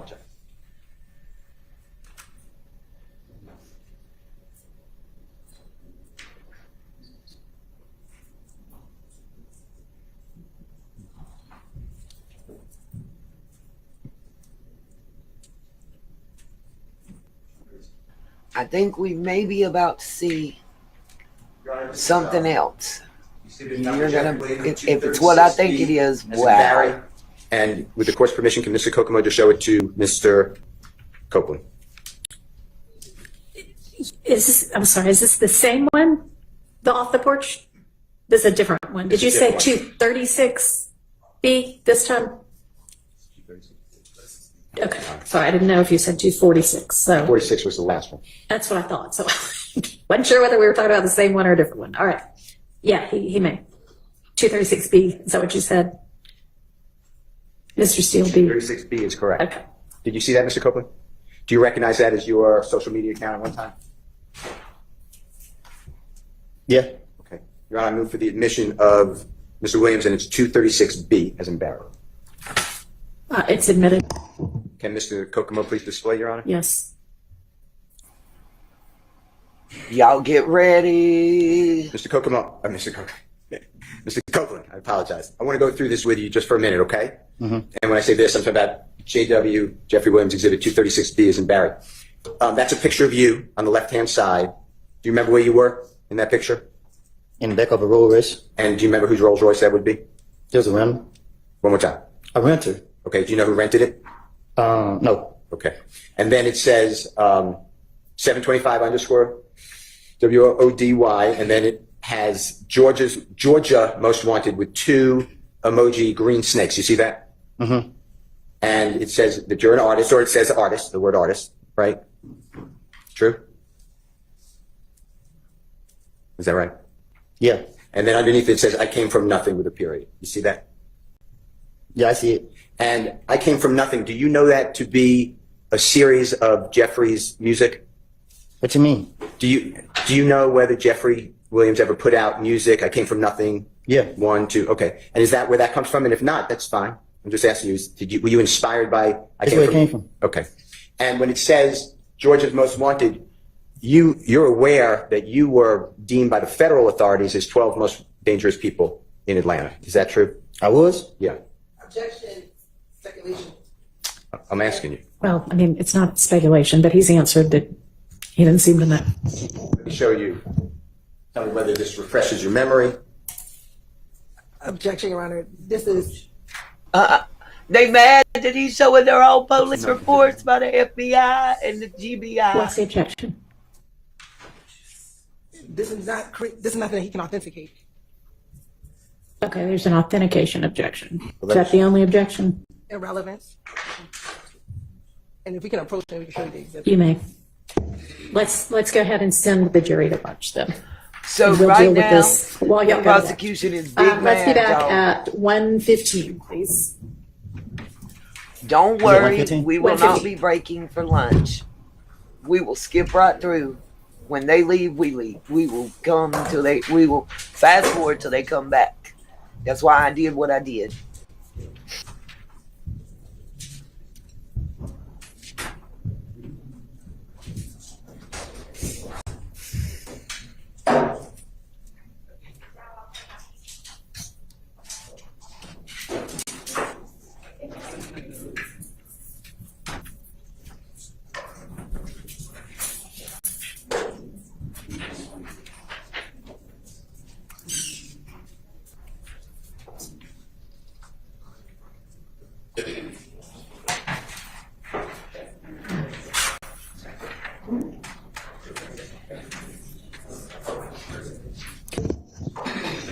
Okay.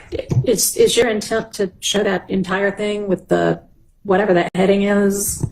I was going to, Your Honor, if Mr. Copeland can recognize it, I was going to admit it into evidence, and it is from, we received a discovery from the state, and it's Operation Phoenix, and it's the authorities announced on October 29th, 2020, charges for the 12 most violent offenders in Operation Phoenix, and I was going to show that to him. All right, and then he has that on his Instagram, or I shouldn't say Instagram. It's a social media account. And when's that social media post from? That is, it's in his, okay, I'm being told the answer. It's in his biography or bio.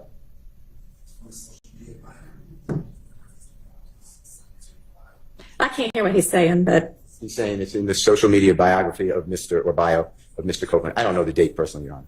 okay. And how is any of whomever authority this was might have thought in October 2020 relevant to the issues that we're talking about right now with Mr. Copeland? I believe it's relevant because the state is saying that Jeffrey Williams governs this person. That's their whole theory. Tells them go out. They're using one lyric from one song. Jeffrey Williams, as the court may not know, has thousands of songs that Woody's going to pop you in the noggin. That is the quote.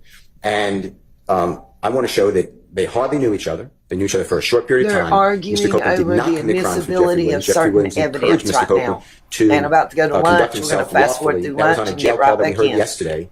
In fact, included on that, Jeffrey Williams, through his sisters, saying, get out of the streets. You have a child. You don't have to live that life. And I want to show that Mr. Copeland ignored all of that. And after he has no contact, he has zero contact with Jeffrey Williams, he is still putting on his social media that he is a gangster, or one of Georgia's most wanted. He is by the Just so everybody know, I these are think that federal storm authorities, is by the way. heading my way. So when I say If prosecution, I'm something talking about the happens and federal we get authorities. disconnected, I will Deemed be him one of back the up. 12 most violent if it offenders in knocks Georgia us in off. 2020. I don't And, expect it to, from what I can tell he has weather-wise. done a interview with Off the Porch in April 2020 where he's stating that he's a real gangster, the other people are not, and that if you disagree with that, he's going to, straighten you out, basically. So I think that's all important to the jurors because it will hopefully undress this wrong impression, in my opinion, strongly wrong impression, that the state is putting up that somehow this man is all around Jeffrey Williams, knows what he says, knows what he's thinking, he overhears him on conversations, and Jeffrey Williams is there when the police keep calling Kenneth Copeland. It just, in my opinion, and hopefully the cross-examination,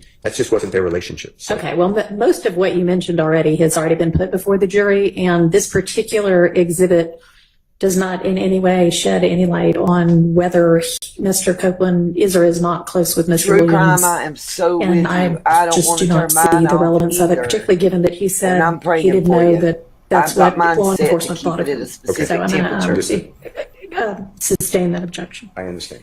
Okay, we'll All right. move on. Okay, so let's all break for lunch. Can I just give this then? It's on the thumb drive, of course, So but can I they're just not give this to the gonna court reporter? It's the print. Allow it in. No, yeah, that's fine. But I understand That's it's not crazy. in evidence. Correct. In fact, you mind I could, because there's going to be a lot of, has Wright not admitted into evidence on it? Or, That's fine. Excluded. And you're on the full treatment and step up to make prosecution network. Yes.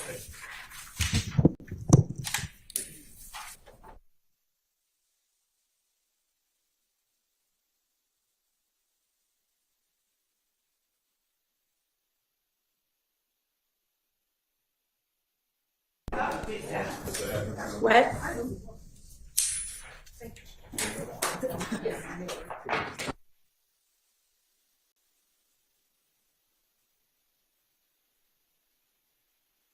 Now the state is having a sidebar conference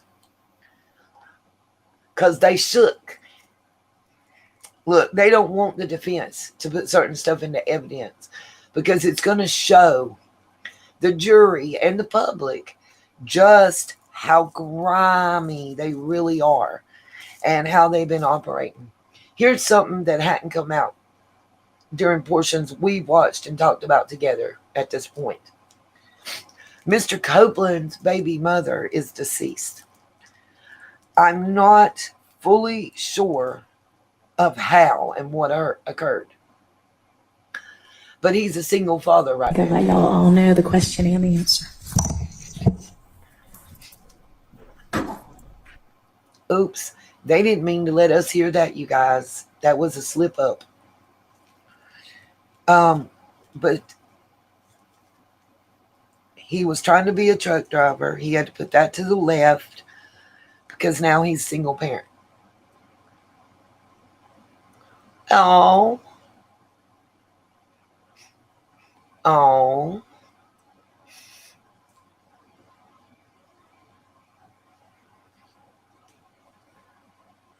They really are babies. People don't understand that.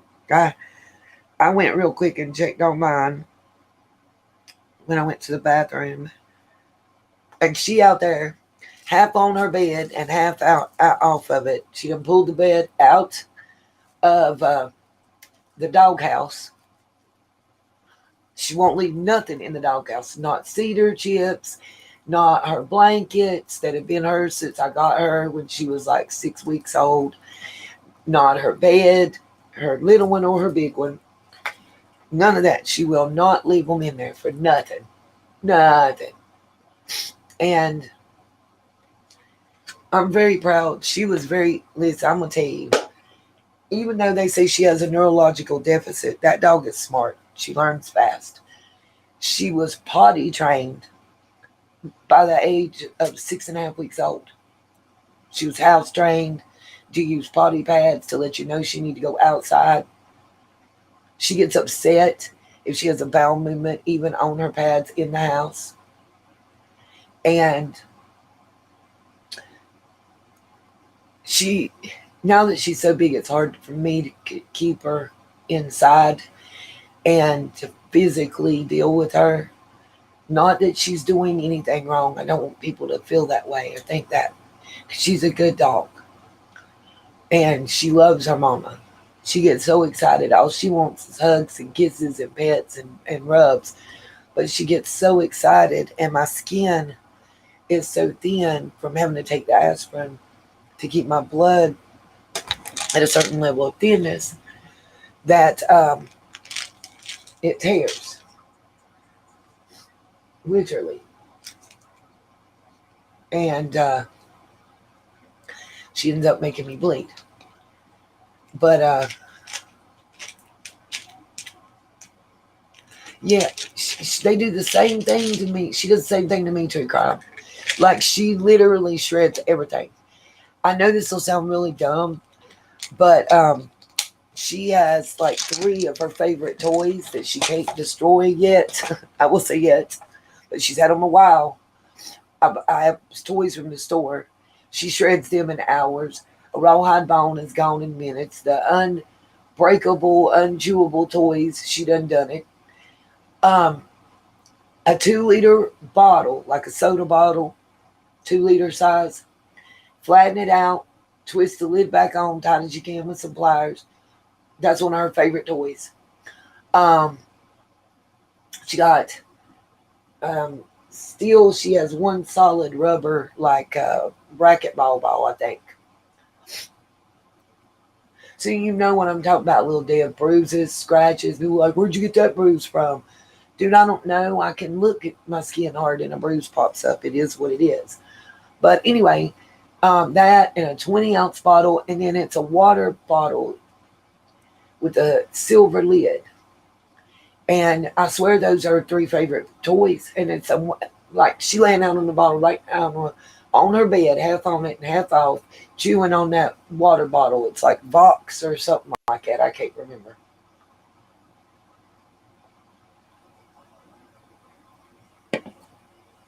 My neighbor gave it to her. I can't afford that kind of water. Just so everybody knows. I'm going to start fast forwarding right quick, you guys. Get us past the lunch. That way we don't have to sit and look at an hour of the symbol.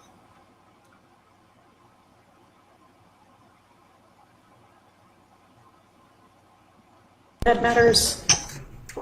Yes, Your Honor. Here we go. We're back. Your Honor, Mr. Steele has provided to us in that Dropbox link an exhibit that I assume he may intend to use with Mr. Copeland, and it's going to be Exhibit 236A.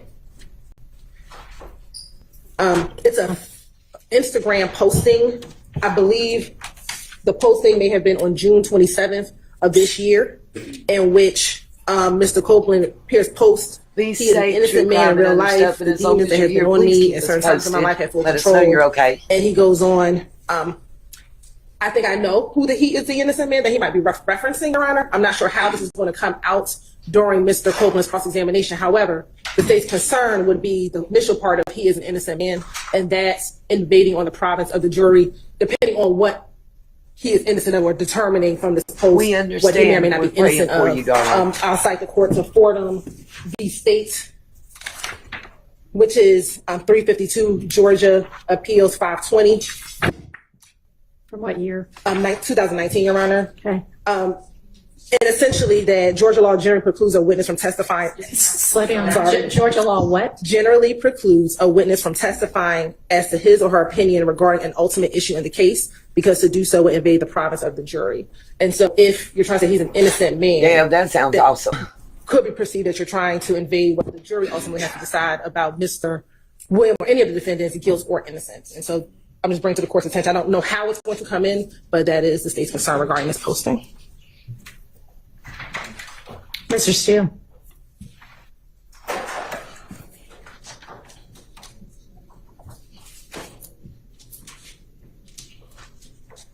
Your Honor, I could get a case, but lay people, by the way, can comment on an essential element if it's their observation, A, but B, it's for impeachment. I believe that Mr. Copeland, and I don't know what he's going to say. I have not spoken with him, but I believe that he has targeted Mr. Williams in that posting on June 27, 2024, saying that my conscience caught up with me and he's an innocent person. I believe that can go to the jury the way it was said. I don't see any problem with that. It's a prior inconsistent statement because he's telling the jurors through 2015 video audio that Mr. Williams is the reason that the person is dead. Mr. Williams gave the order to kill Mr. Copeland, that all these people work for Mr. Williams. So I believe that it's critical, Enjoy the state them. of mind. And the jurors obviously go to wait. I understand there's a 9-year difference, but it goes to wait. Okay, so how is this a prior inconsistent statement? This was made subsequent to everything that he... I may just not be following you. I understand. Prior inconsistent statement is anything prior to the trial of the case, but I could get you that case. Okay, well, this is in the midst of the trial of the case. Prior to testimony. She is not going to let not this prior to all of in his because it's him testimony either. admitting he lied. I don't think it matters. If he said to someone on the way in here, hey, what I said on the 2015 about being at the green store is not true, that comes in for impeachment. I asked him about it, then I could put up the person who Currently, said it does they're not arguing matter. over It's a the prior application of statement that is certain laws inconsistent with what he said. So I feel very regarding the comfortable trial. that is the law. I tell him It's not a prior statement. It can't possibly be a prior inconsistent statement if it's not a prior statement. This is not a statement he made prior to any of his 2015 statements to law enforcement. Let me get you the case, but Okay. it does not have to be prior to the statement that you're impeaching. It's a prior statement of that witness. He made a prior statement on June 27, 2024 that is inconsistent with his previous statements, but I can get you those cases. Okay, I don't know that it's inconsistent with his trial testimony, though. He's testified at trial. Everything I said to the police, I just said it because I wanted to get out of there, and none of it was true. So this is not inconsistent with that either. Well, it is for two reasons. Or I believe it's admissible. One, he's saying that what he said was about an innocent person, which is different than I just wanted to get out. So I was saying some truth and some non-truth. And second, it impeaches his 2015 statements. It may do that. And that's admissible. But let me get you a case instead of just me saying it's prior inconsistent statement. Okay. Let me just get you a case. All right. Was there an objection other than... Yes, Your Honor, 'cause I don't believe it's a prior inconsistent statement based upon his testimony in trial. He made this post the beginning of his testimony. So he made this post, if it's on June 27th, he started testifying initially on June 6th, June 7th, before and he testified all the way up until June 17th, prior to, that testimony not being included. And this is after that on the 24th, which this is consistent with what he said on the stand repeatedly to this jury over and over again, that I lied on Thug hasn't done anything. I was just asking you, did you have an objection beyond or in addition to that? I didn't know if that was everything you were saying or... Definitely, yes, Your Honor. All right. And then, Mr. Sharp, did you have something?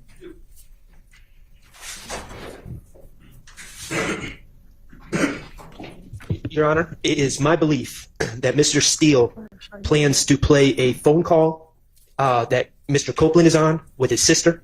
That's, I believe it's marked Jeffrey Williams 250B. My concern is from 1605 to 1629. There is a comment made by who I believe to be Mr. Copeland's sister, stating that she has heard that Shannon got shot at because he killed Nutt. Is close to the quote. It's based on speculation and hearsay. It's obviously very prejudicial to my client. So I would ask that if Mr. Williams or if Mr. Steele, on behalf of Mr. Williams, is to publish JW 250B, that the times between 1605 and 1629 be redacted to take that segment out. All right. Any response, Mr. Steele? Any objection to that part coming out? Okay. Thank you. All right. Anything else?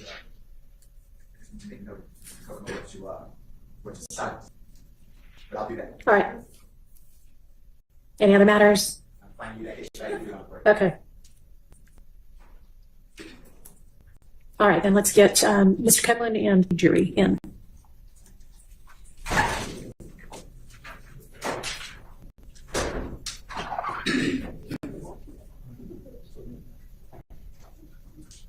This poor cat. Guys, we're about to really get at it. It's going down. This is where it gets good, I promise.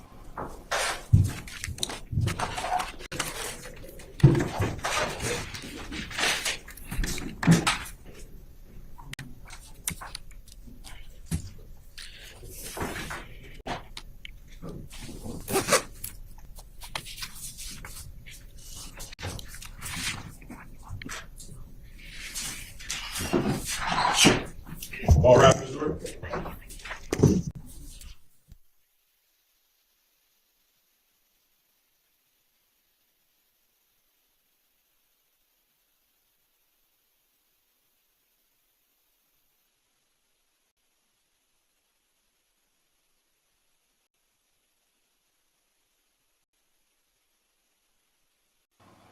For whatever reason, that's him, that's not me. All right, That's Mr. sound Steele. off. Mr. Copeland, do you remember saying on when being asked a question by Ms. Hilton that Mr. Turner or Threat asked you to go with him, and you and Mr. Turner fired ammunition or bullets into the barbershop of Rich Omiquan's father? Do you remember that? Can you ask me again? Yes, sir. Do you remember telling the jury that you and Mr. Turner, Threat, went to the barbershop of Rich Omiquan's father and fired bullets into that barbershop? He testified to that What on about- the One more stand. time. What about it? Do you remember saying that? Out of frustration? Yes. Yes. And when you did that, do you know whether there were people inside that barbershop at that time? I don't recall. Do you remember telling District Attorney Hilton before you started to testify on Friday, June 7, 2024? I asked you this before, but I'm going to ask you again, okay?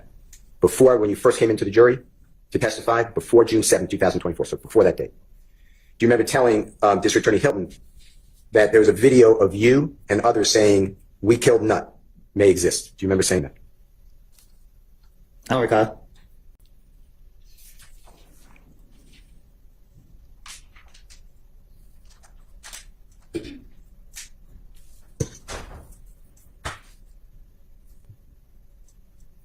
Did you tell District Attorney Hilton that?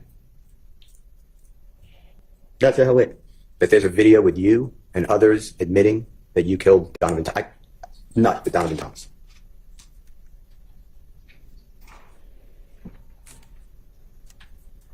I can't remember if I told her. All right, let me go into this. I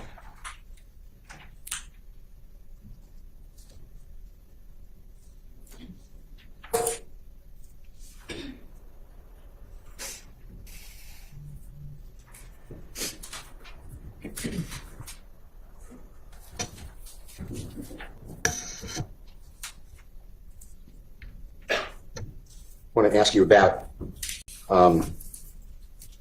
Jeffrey Williams or JW 240P as in perfect, and that's State's Exhibit number 378YE. So, Mr. Copeland, that's going to be the June 10, 2015 interrogation or interview with the police, and it's at 24822.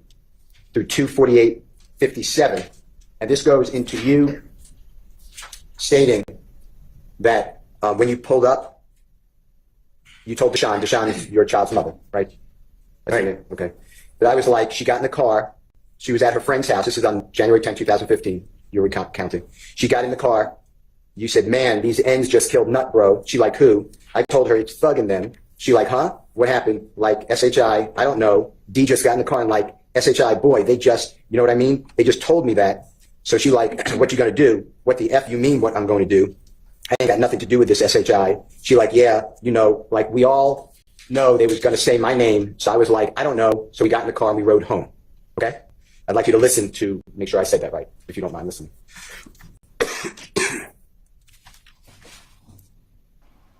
Did y'all just hear him spelling the cuss words?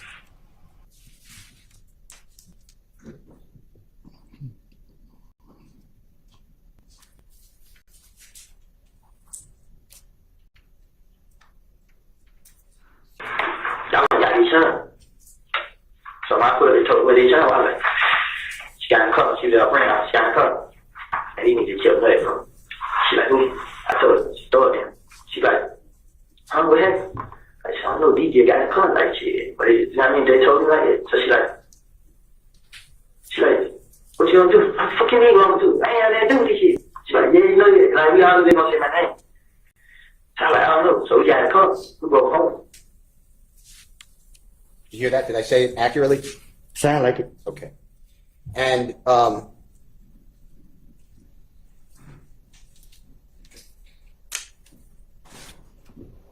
you remember telling the police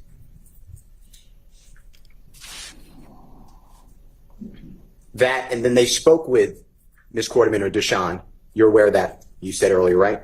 They did? Yeah, you're aware that she would call them for you, text message them, Oh, yeah. collect calls. Never corroborated or never asked about that, right? As far as you know. Yeah, I don't know. Okay. All right.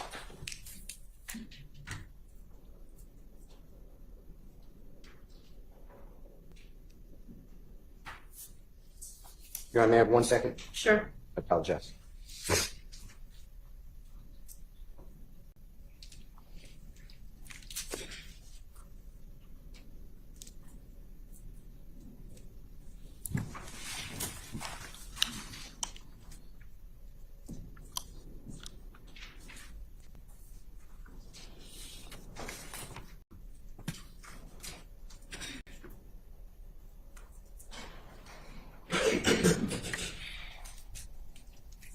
Sorry about that.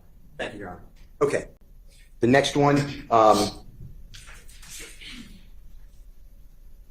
we discussed already, I believe. No one ever, you told the police that on June 10, 2015, that from the McDonald's, me and him get on the expressway, boom, and they are following y'all in the Nitro. Asked the detective, you said, yeah, no. They told us to follow them.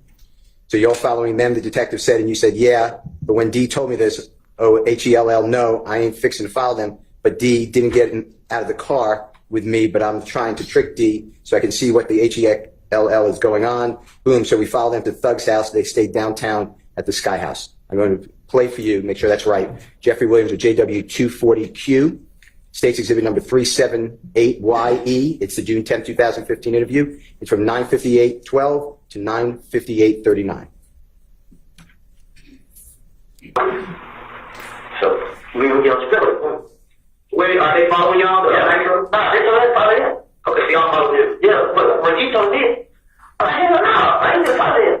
But I didn't get that coming. I'm trying to keep these like what the hell going on. So we followed him to the door. He stayed downtown on the Sky. What I said, was That's that one of the fairly accurate? co-defendants, I believe, and his lawyer. I told There's you, I like heard it, but 7 in I here, have I to tell the think police now. anything. And the truth is, you didn't follow Jeffrey Williams to Sky House. I don't remember that night. I don't.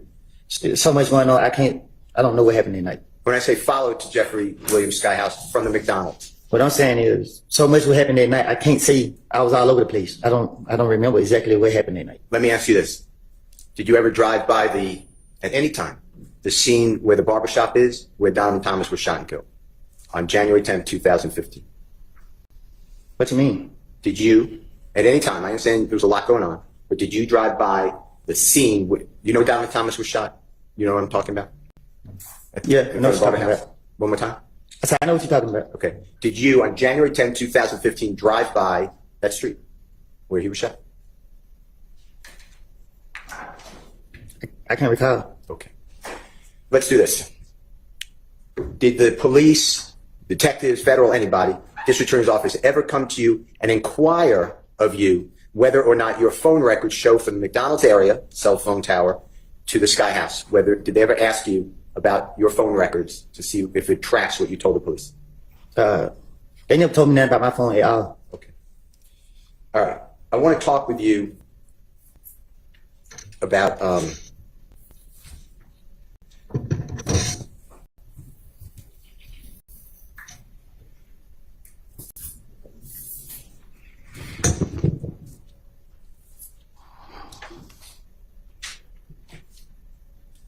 the meeting with Detective Thorpe. So it's about 7-8 hours after the shooting of Donovan Thomas, January 11th, 2015. Your Honor, this is Jeffrey Williams, or JW 241D, as in David. And this is State's Exhibit number 378YA, as in Elisa.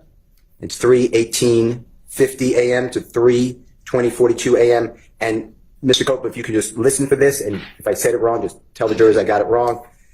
You're in with Detective Thorpe, January 11, 2015, and Detective Thorpe is asking you, who is Walter Lee Maddox? And you said, who? Walter Lee Maddox, the detective said. You said, I don't know. Nickname? Detective said, did you all ever rent or own an Infiniti? You said an Infiniti. Detective Thorpe said, did you all ever rent or own one of those cars before? You say no. You deny it. Detective Thorpe said, have you been stopped in an Infiniti before? You said, have I? No. Detective Thorpe said, have you been stopped in an accident in an Infiniti? You said no. Detective Thorpe said something, I don't know, you could tell us if you can recognize it. You said, have I ever had a car break-in? No. Let me think. You talk about this year? Detective Thorpe said, anytime. You said, I had a car break in a Pontiac. That was a couple of years ago. Detective Thorpe asked you, what kind of car does your brother drive? You said, a white Dodge Charger. That's the truck he gave me. You said, Detective Thorpe rather said, does your brother got two cars? You says, nah. His girl got a car, and that the car he got, the Dodge Charger, and she got the ugly little Malibu, like 19-something. Detective Thorpe said, a 2014 Dodge Charger. You said, yes. Detective Thorpe said, white. You said, yes. Who drives a Nissan? Detective Thorpe asked. You said, a Nissan, what color? Detective Thorpe said, it is gray. You said, I don't drive no Nissan. Detective Thorpe said, okay, y'all ever have an Infiniti Gray Q45 before? You said a truck. Detective Thorpe said no. You said a car. Not that I know of. I want you to listen to this if you don't mind. Tell me if I did that wrong. Who's Walter Lee Maddox? Who's Walter Maddox? Huh? No, y'all? Did y'all ever rent or own an Infiniti? Y'all ever rent one of those cars before? Have you been stopped in an Infiniti before? Yeah. From accident in an Infiniti? Huh? Maximum? Have I ever had a car in? Mm-hmm. No. That's how you think. So did you? Anytime. I had a coverage in the Pontiac. That was a couple years ago. I ain't had no coverage. I ain't had no registry. I ain't had no money. You gotta call your brother drive. Oh, was that in there? A white Dodge Charger. This truck car he gave me. Your brother got two cars? Nah, he drew that car in the car. He got the Dodge Charger. Oh. Then she got a little ugly little Malibu. Like 19 something. 2014 Dodge Charger? Yeah.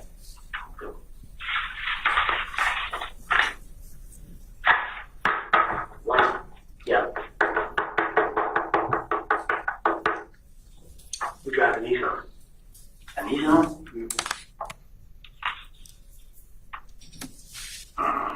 What color? What color is it? Gray. I like that on Nissan. Okay. Y'all ever had a Infiniti Gray? A gray Infiniti Q45 before? A truck? No. A car? Yeah. That I know of. Were you able to hear that, sir? I think we all heard. Okay. Similar to what I said? Huh? Similar to what I said? I guess. Okay. Mr. Copeland, You referred to Detective Thorpe as a squirrel brain. Do you remember that earlier in the testimony? Do you remember saying something like that? Yeah. And Yes, he did. He said he's got the brain of a 3 squirrel. o'clock in the morning on Sunday, January 11, 2015. So within 8 hours, approximately, of Mr. Donovan Thomas being shot, Detective Thorpe is asking you specific pointed questions about you in a rental gray Infiniti sedan. Do you realize that? You said, do I realize it? Yeah. What you mean? That's what he was doing. You understand that he was asking you about a rental Infiniti within 8 hours of the shooting of Donovan Thomas. Right. And you denied any dealing with an Infiniti vehicle rental, right? Right. And that's not true, right? What you mean? You were dealing with a rental Infiniti vehicle.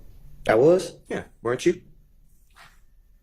I don't recall. The car that you were driving that Jeffrey Williams rented for you was, do you know that type of car that was?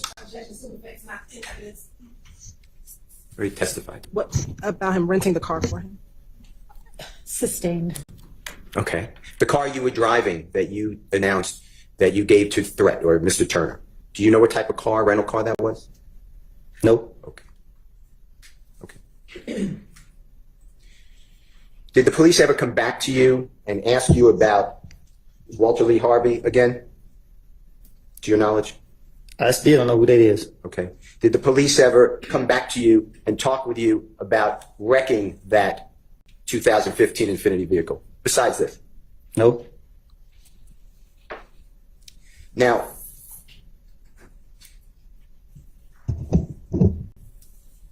you have The Walter Harvey is an eyewitness to the car accident where he was driving used the other Infiniti. people's, like when other people rent cars, you know, Miss Quarterman's mother rented cars, allowed you and Miss Quarterman to use. You know what I'm talking about? Mm-hmm. Just do me a courtesy, I apologize, but for the court. Oh, yes. Okay. And that would be in Miss Quarterman's mother's name, the rental car. You're aware of that, right? Right. They're And, talking about the I want mother you, of his baby mama. to That's listen who rented to- the car for him.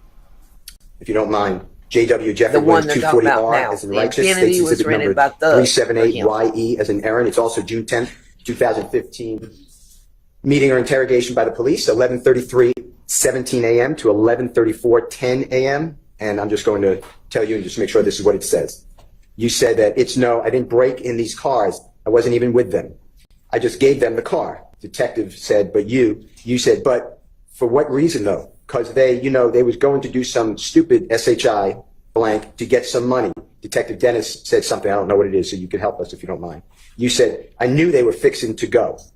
Detective Gaither said, you knew they were going to do a job.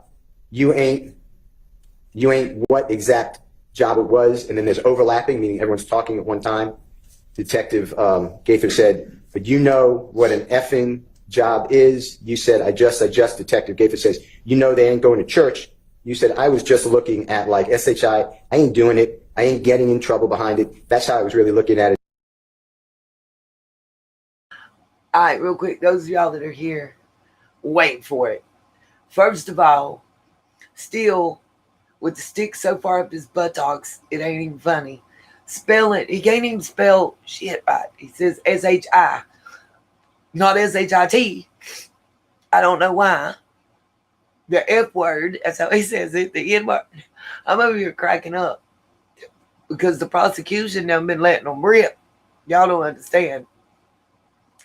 And he up here, just wait for it. Yay, thank you. True crime is good. Let me highlight that for you. It was a quick storm and she still has electricity. So it's already passed you by. I think it's heading my way from the sky. So y'all just say a prayer. Usually our electricity, it takes a lot to put it out. Because our wires are underground, thank God, I guess. I don't know. Guess there's good and bad for it. But y'all wait for it. It's coming. So if we was playing a game of hot potato, we'd be on fire right now. All right. Detective Gaither says, but you're still effing up Deshaun. Because if something else would have happened in that effing car, that truck is in her mama's name. Detective Dennis said, what if they did a robbery? You said, like I told them. Detective Gaither said, and it's the first report. Detective Dennis said, right. Detective Gaither said, we found. Detective Dennis said, we ain't even checked. And you said, what I'm saying, no. What I'm saying, I already told them. I said, look, y'all, this car is Deshaun Mama name. You feel what I'm saying? I just said it like that. I said, it's in her mama name. She's going to tell the police if y'all do anything. I did it. And I'm saying, y'all, I ain't going down for nobody else. I told her just like that. Just listen to it, make sure that what I said was fairly accurate. That ain't my fault that you did that. No, I didn't bring any car. I wasn't even with them. I didn't even have a car. But for what reason though? Because you knew they was going to do some stupid shit to get the money. I knew they was going to go. You knew they was going to go to jail. You know what they back here was, but you know what the fuck jail is. You know they ain't going to church. I know I won't get jail. I just leave there like shit. I ain't going to get in trouble behind. That's how I just leave there. But you can still fucking up their shot or something else would happen to that fucking car. That truck is in my mom's name. What's the deal about it? Like I told you. And this is the first report one. We found. What I'm saying, I told him, I said, look, the car is your mom name. You know what I'm saying? I said, yeah, that's your mom name. She don't tell the police, if y'all do this thing, I did. And I'm letting y'all know I'm going after nobody else. I told him just like that. Is it fair what I said?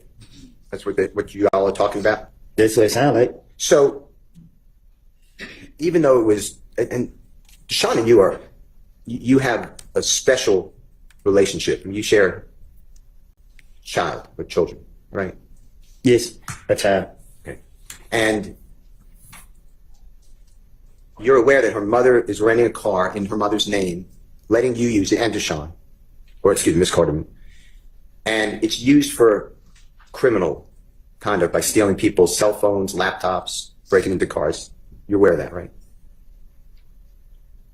No. You're aware on June 10, 2015, when the police came to arrest you, they searched that rental car in Deshaun Quarterman's mother's name and found other people's cellular telephones, laptops, identifications. You're aware of that, right?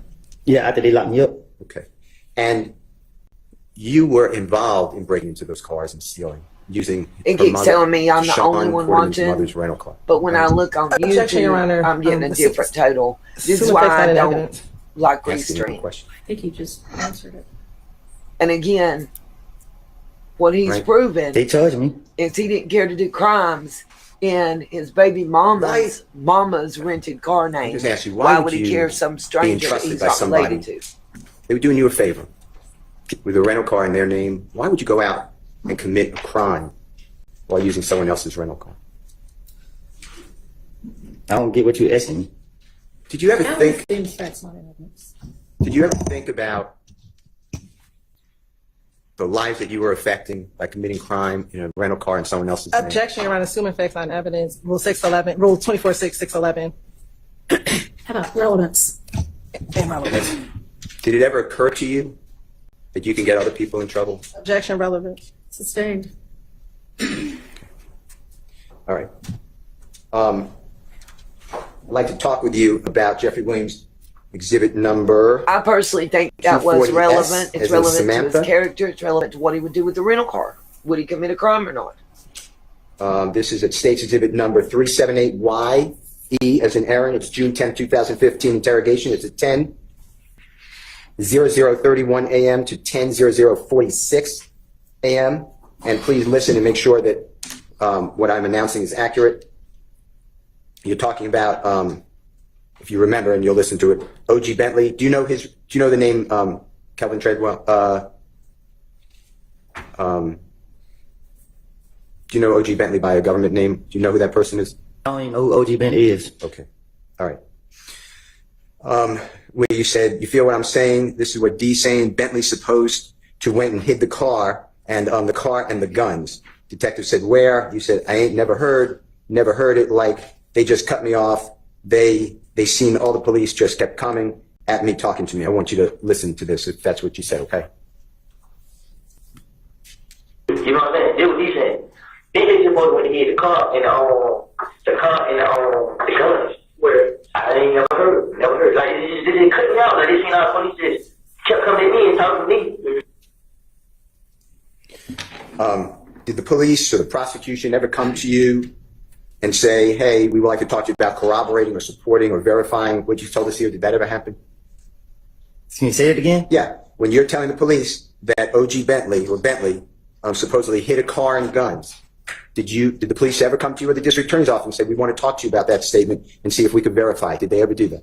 Then I said to the police, they came back to me and asked me to verify whatever word you using. They never, I said what I said to them, that was it. I didn't hear nothing else from them until I was back in handcuffs. Okay. Yesterday, you were shown State's Exhibit number 22CC. Could you help me out if you don't mind? Thank you. It should be the. Yes. This is already in evidence, Your Honor. Right.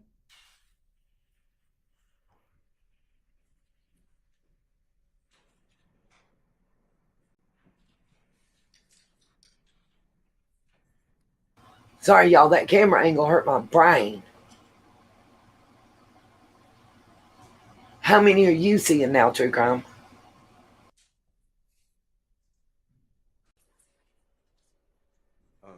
Ms. Person. Perfect. Thank you.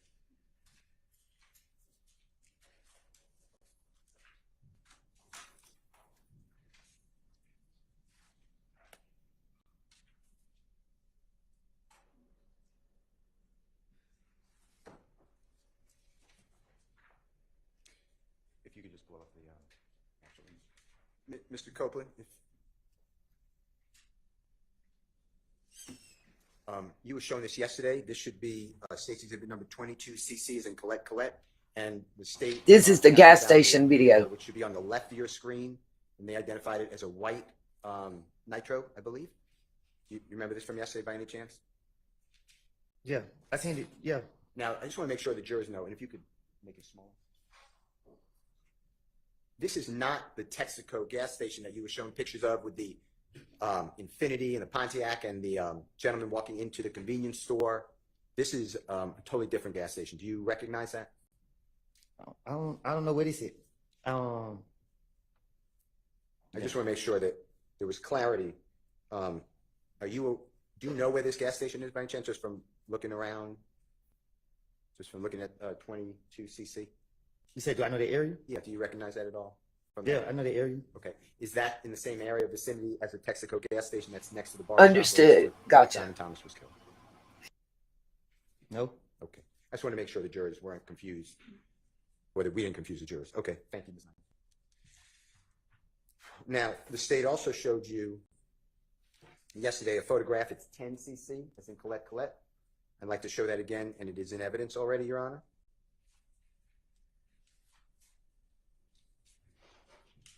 And if you could blow it up if you don't mind. Do you remember seeing this yesterday by any chance, Mr. Copeland? Do you remember being shown? I don't see that. Oh, it's not on your screen? It might be, it's behind you. Yeah, I see it now. Okay. And the gentleman in the white shirt, kind of in the center but left of the screen, do you know that person? No, I don't know that person. Okay. Talking with the white shirt or the black shirt? I don't know neither one of those. Okay. That doesn't, being shown that yesterday by the district attorney? Let me be clear. Yes, sir. I see him around, but I don't know him. Okay, thank you. But that doesn't verify any of your statements to the police, does it? Huh? Objection, improper question, Your Honor. I'm not sure he can answer that question. Do you believe that by seeing that picture of that person, whoever it is, the person you see around sometimes, did that in any way verify what you told the police? I mean, it's basically just you put a "do you believe" in front of it, but what he believes about it isn't relevant. Did the police ever do anything to show you, or the district attorney, to corroborate your statement to the police? I understand what you're saying, that it was made up, but did they ever do anything to try to tie it to that person? Did the police ever do that to you, or the district attorney's office? I don't remember. I don't know. I don't hear nothing about him. Okay. All right. I want to talk with you about your statements to the police. That Jeffrey, that you were with Jeffrey when you were getting calls from the police, okay? There was some discussion like that. And it's, Your Honor's, J.W. Jeffrey Williams, 240T, as in terrific. State's Exhibit number 378YE. He's being so gentle with him because he's been known to get angry, blow up, and stub up and say I don't 9:50, recall to 35 everything. a.m., 9:51:48 a.m. And if you hear this, Mr. Copeland, if I'm just make sure that after you listen to it, I'm correct. You said, I'm like, don't worry about it, N. But anyway, long story short, the detective was calling my phone. You know what I mean? And he was right there. The detective said, Thug was right there? You said, yeah. You said, so I answered the phone, and he looking at me like this. But I don't know what's going on. Detective says, why is he looking at you like that? You said, because he see me answering the phone for them. Detective said, but at what point does Thug have anything to say, nuts murder, to be looking at you in any kind of way, like, don't worry about that, like this and that. And you said, I'm fixing to give it to you. Detective said, please, we've been waiting for months. You said, no, I ain't. Guess what? I heard he was trying to kill me, but I ain't. This is what happened. I answered the phone. Hello? Yeah, this. I knew it was a detective calling. Detective said, the one that's handling the murder case? You said, no, different detective. Detective said, okay. You said, I thought one of them was you. My sister said that. She described, you know what I mean? But she was just like a man. Detective said, right. So you said, so I just thought she was talking about you. Detective said, okay. You said, so she was like, detective's call. All right. So I answered the phone, and he's right there. So I was like, yeah, indiscernible. So I don't know what that means. Couldn't understand it. This and that, man, they just talking to me. And he was just looking at me, but I ain't think, because I ain't did nothing. So I'm like, SHI blank. I'd like you to just listen to this if you don't mind and tell me if this is what you're saying, and I'd like to ask you some questions. Okay, don't worry about it, nigga. But anyway, long story short, the detective was calling my phone. You know what I mean? And he was right there. So, yeah. So I held the phone, and he looked at me like this. So, well, I don't know what's going Okay, on. y'all, I understand. Because he seen me answer the phone for him. But at what point does Thug have anything to say about nuts murder and be looking at it any kind of way like, don't worry about that. I'm gonna get to you. Please, we've been waiting months. No, dang, guess what? Well, I heard you got him, but I ain't. This I have the phone. Hello? Yeah, I knew it was a detective call. The one that's handling the murder case? No, it was different detectives. I went on too. My sister said that she described it. You know what I mean? But she was just like a man. I thought she was my too. So she was like, detective call. So I held the phone, and he read it. So I'm like, yeah, this can't call me, what's this and that. And he just talked to him. And he just looked at me, but I didn't think he could. I didn't need it. So I'm like, shit, man, yeah. Mr. Copeland, what I said, was that substantially right, according to what you just heard? Is that what it sounded like? Did the police ever come to you, or the district attorney's office ever come to you and discuss with you whether or not anything about you around Jeffrey when police are calling and his impression of it or reaction to it? They ever do anything to verify that, to your knowledge? No. It's made up, right? But they said that in your own mouth. You heard them in the investigation. You ain't giving us nothing. You bullshitting us. I mean, like they knew what I was doing. My stomach hurt bad, Judge. I feel like I got cramps.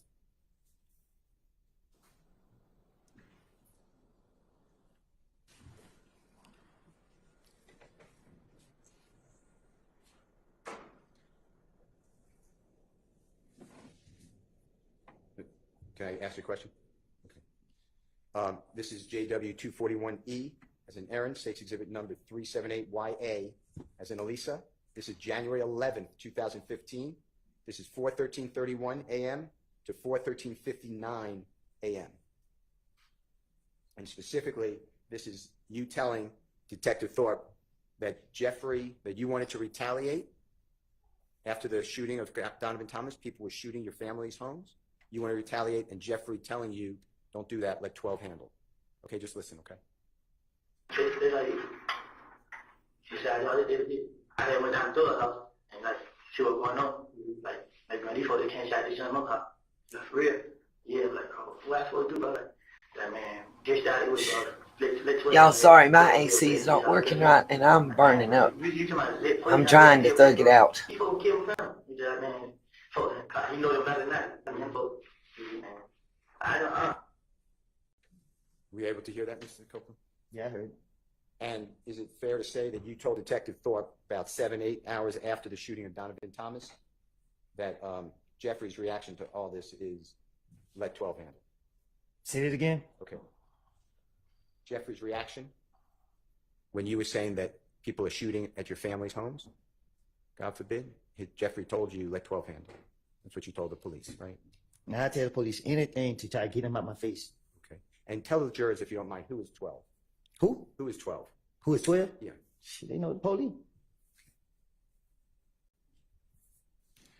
I want to talk with you about your statements to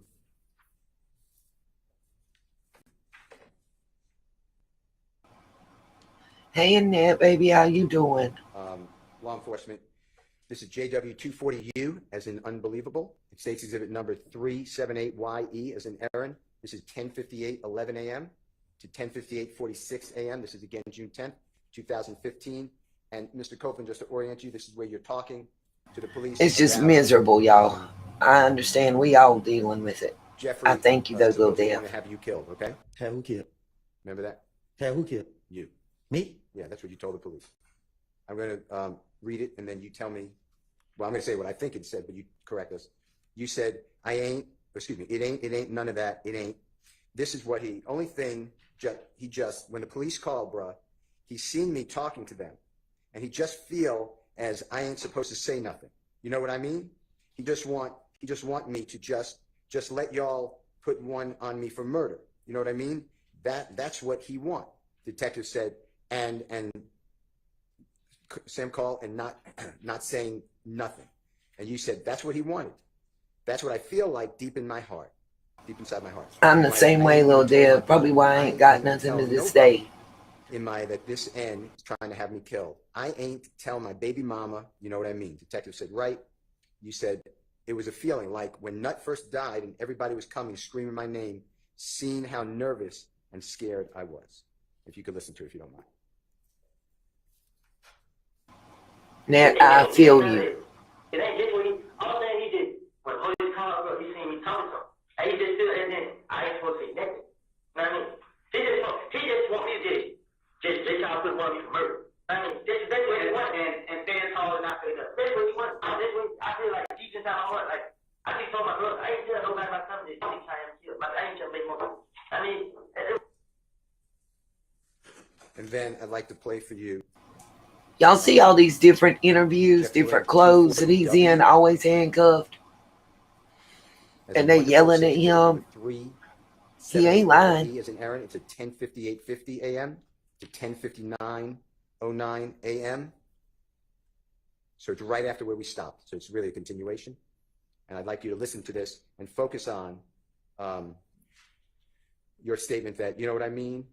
I got scared to be around him, be told, the truth be told, I got scared. I told my baby mama, like you can call her now, man, we gotta go, man. I think that end thug, like that night they shot at us, when I was telling you all that story, in my heart, I was like, darn, but says another word, that end thug trying to get me killed, you know what I mean? I got scared, you know, be told, I got scared, I told baby mama, are you calling him? Man, we gotta go, man. I think like that night you shot it. When I tell you how the story was it, in my heart, I just like, man, thug trying to get killed. You know what I mean? Did you hear that, Mr. Copeland? Yeah, I heard. So in those two back-to-back recordings that we heard, the JW240U and the JW240W, on the first one you said to the police that you ain't tell nobody that this end's trying to have me killed. I ain't tell my baby mama. And then in the second one, the JW240W, you said, truth be told, I got scared. I told my baby mama. Did the police ever ask you about that and push back and say, how do you say that? How do you say what? Yeah, that you didn't tell your child's mother and you did tell your child's mother. Did they ever do anything like that? I think they just try to make me feel comfortable. Like they talk to me to try to make me feel comfortable to open up to them. So that's what I was thinking. I don't know. I'm not telling people anything. I didn't care about getting caught up in the lie. So I was trying to be as convincing as possible. I'd like to go into JW240V, as in victory. It states exhibit number 378YE, as in Aaron. It's June 10, 2015. Mr. Copeland's 10:20:39 a.m. to 10:21 even, or 10:21:00 a.m. And this, I'd like you to focus on what you talked about with Valerie told you that Jeffrey wanted to set you up. And you said that, yeah, but see, Valerie got in the car. She was like, hey, bro, I'm going to tell you something. Don't say nothing. You know what I mean? Like, what's up? She like, thug, this and that and that. And I'm like, detective said, no. And then you said, now I'm like, what you mean? And she like, don't trust this N, bruh. You know what I mean? He trying to set you up, talking about every time I got out of jail, something got shot up. The detective says, uh-huh. Can you listen to that for me? All right, thank you. But she never got in touch. She's like, hey, bro, I'm teaching, I'm singing. I mean, I'm like, what's up? She's like, I'm like, no, what is it? Nah, what you mean? She's like, I didn't know the nigga, bro. That means every time she showed up, every time I got in jail, something got shot up.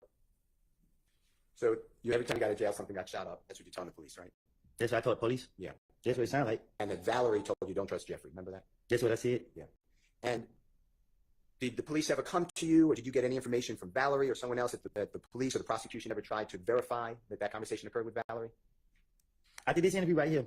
I went to the feds probably like 2-3 weeks later. I haven't heard anything about this interview all the way up until they brought me in this trial. Okay. I haven't heard anything about no investigation all the way up to this trial.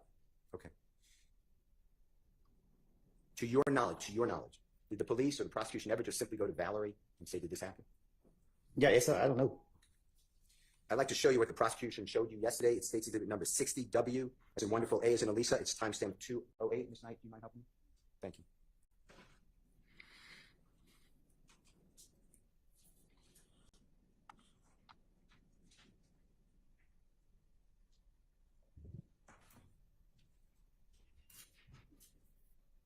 Do you remember seeing this yesterday, Mr. Copeland, this photograph that Ms. Hilton showed you?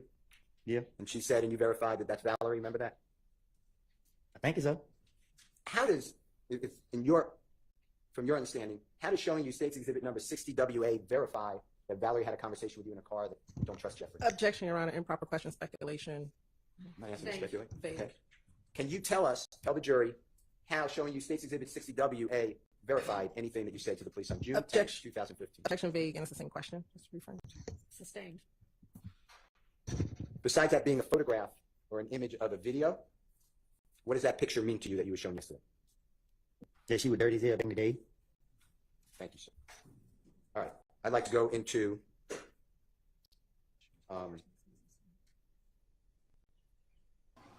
Wow. W2 He just called her dirty. as an X-ray. That's Grimy. number 378YE as in Aaron, June 10, 2015, from 4:13:34 p.m. to 4:14:46 p.m. Specifically, Detective Dennis asked you, what does Birdman have to do with all of this? And you answered, Birdman's quiet. Detective Dennis said, he don't tell him to calm down. You said, Birdman, he don't talk in front of us. Detective Dennis said, he don't, you all like that? And you said, but he like, yeah, he right there. He talked to me a lot, but it don't be about nothing. Detective Dennis said, small talk? You said, yeah. What the H this N talking about? Detective Dennis then I can't understand what you're saying. Then you say, it sounded like it. Detective Dennis said, you think so? You said, I don't think he did it. I don't know. Detective Dennis said, so with all this stuff with Nut, what was his reaction to it? Meaning Birdman. You said, from me to you, he was trying to pay them to keep quiet. Detective Dennis asked you, pay who to keep quiet? You said them. Prayers going up for you, Ned. Detective Dennis said, oh, just go about their business? You said, yep. Detective Dennis, here, take this, shut the HELL up, leave it alone. You said, I think it was $200,000. Detective Dennis said, a payoff? You said, I heard that right in my own ears. Detective Dennis said, who he supposedly paid to? And you said, Fly. Detective Dennis said, who's Fly? You said, the man who owned the TIG. It's kind of a way y'all can just man, if you don't mind listening to this. That's the $200,000 from Birdman I was talking about. Birdman quiet. He don't tell him to calm down? Birdman, nah, he don't talk for him. He don't know y'all like that. He won't be right now. He talk to me a lot, but it don't be about that. It's it. Small talk. Yeah, what the hell are you talking about? Is he dead? It sounds like. You think so? I don't think he is. I don't know. So with all the stuff with that, what was his reaction to? I'm easy to try to pay them to keep quiet. Pay who to keep quiet? Okay. Who is it? Great folks. Oh, let's go about their business. Yeah. Here, take this shit, leave it alone.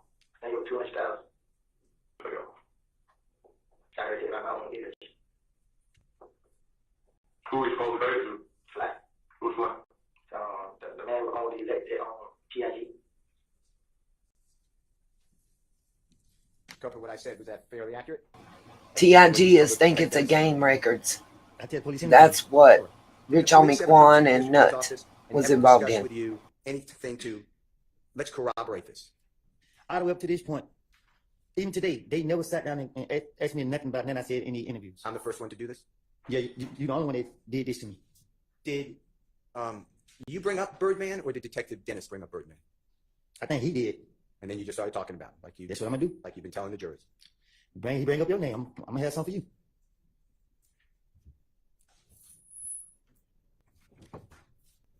I want to talk with you about Jeffrey Williams 240Y, as in yesterday. State's exhibit number 378YE, as in Erin. It's June 10, 2015 N. Interrogation. It's from 10:23 a.m. to 10:51 a.m.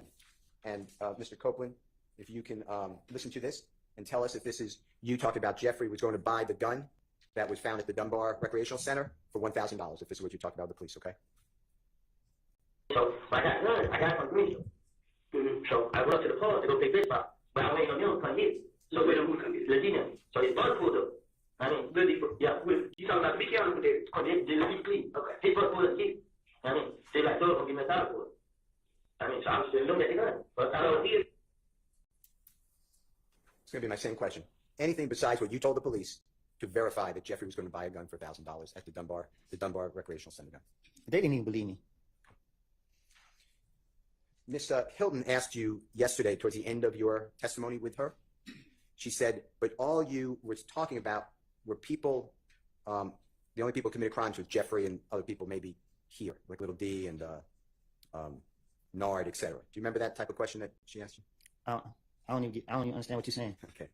Do you remember telling the police that Rich Homie Kwan took out, put $25,000 to kill Tay? Remember telling that? Is that what the police did? Told you, I tell you. I wanted them to believe I knew information, and they can rely on me. That's my whole motive when they were questioning me. If they go for it and they let me walk away, they got to catch me on the back end. Okay. Do you remember telling the police that Rich Homie Kwan would buy guns for YFN Lucy and his people and store them? I can't tell the police nothing that's going on in some with people that I'm not around. So it's self-explanatory that I made it up. Did the police ever come to you or the prosecution, meaning the district attorney's office, and say, hey, we want to go over what you said to see if we can verify it?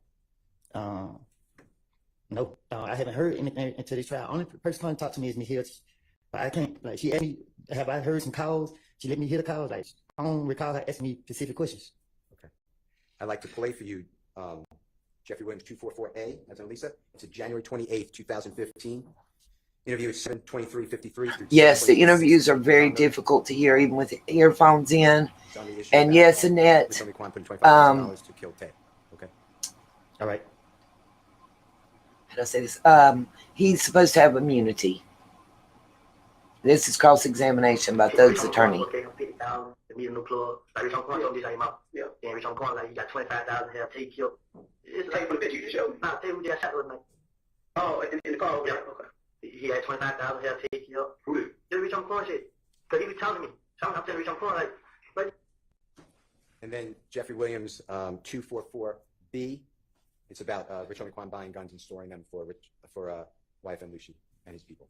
This is January 28, 2015. It's 9:07:17 p.m. to 9:07:26 p.m. Now that Rich Homie Kwan buying the guns for this. Is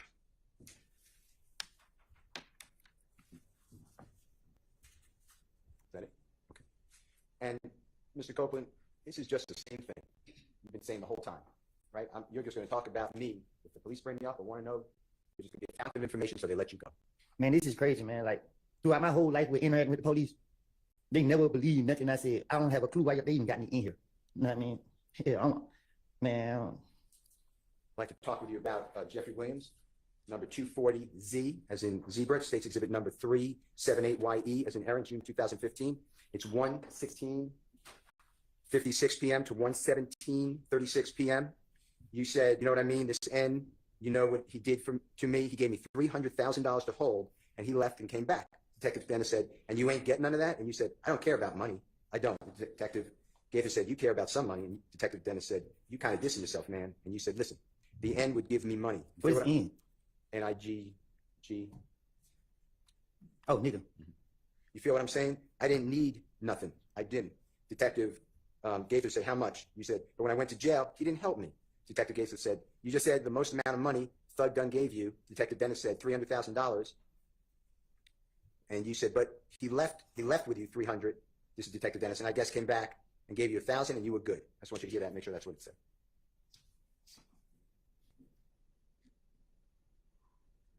I mean, no, he didn't.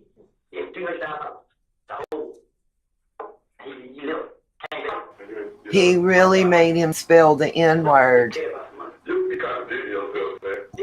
The nigga will give me money. You know what I'm saying? I didn't need that. I did it. But I went to jail and he didn't help me. You just said the most contract girl gave me $5. $400, but he got it for $300. And I guess came back gave you $1,000 and you good. You hear that, Mr. Copeland? Mm-hmm. And the police are telling you you're not making any sense, right? They're saying that to you, right? Right. They know, you believe, they know this is all just try to give them something they need to let you go. Right? Objection to speculation. That's what you're doing. Don't speculate. I wish that storm would come through. Dennis know it, Gaten know it. And there's no picture of you with $300,000. You're not saying that's true. You just said that to the police, right? If I had $300,000, it would have been pictures, videos, and everything. The whole world would have seen it. Okay. I'd like to go through with you Jeffrey Williams, or JW241F is in Fox, States Exhibit number 378YA is in Elisa. This is January 11, 2015. So this is, 7-8 hours after Mr. Thomas was, God forbid, shot. It's 3:14:24 a.m. to 3:14:29 a.m. And I want you to hear and listen for whether you said this. I never had a problem with Nut. Me and Nut ain't never had two words with each other. Me and Nut was always okay. You know what I'm saying? The only person I ever had a problem with was Cal. Just tell me if that's what is being said.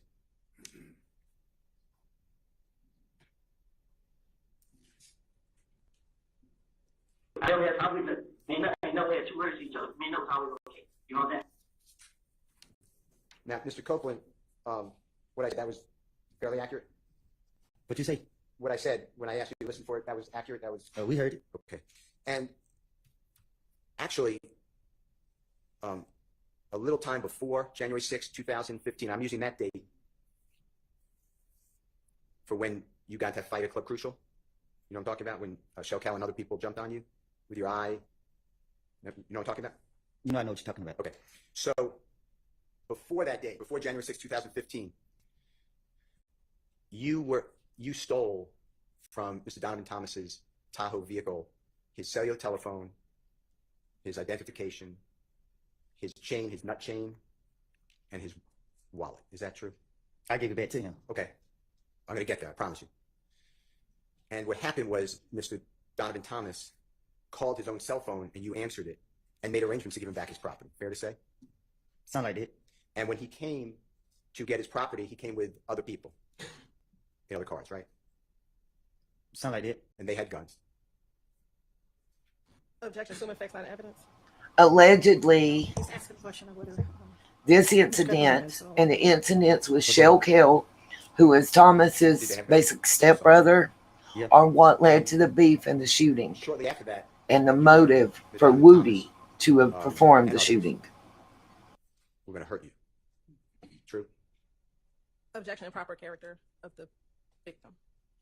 Sustained. You knew that Donovan Thomas and others made statements that you heard that they were going to hurt you. Objection, Your Honor, assuming facts, not evidence, and improper character evidence. Sustained. Did you ever listen to Donovan Thomas have a meeting with others where they discussed you?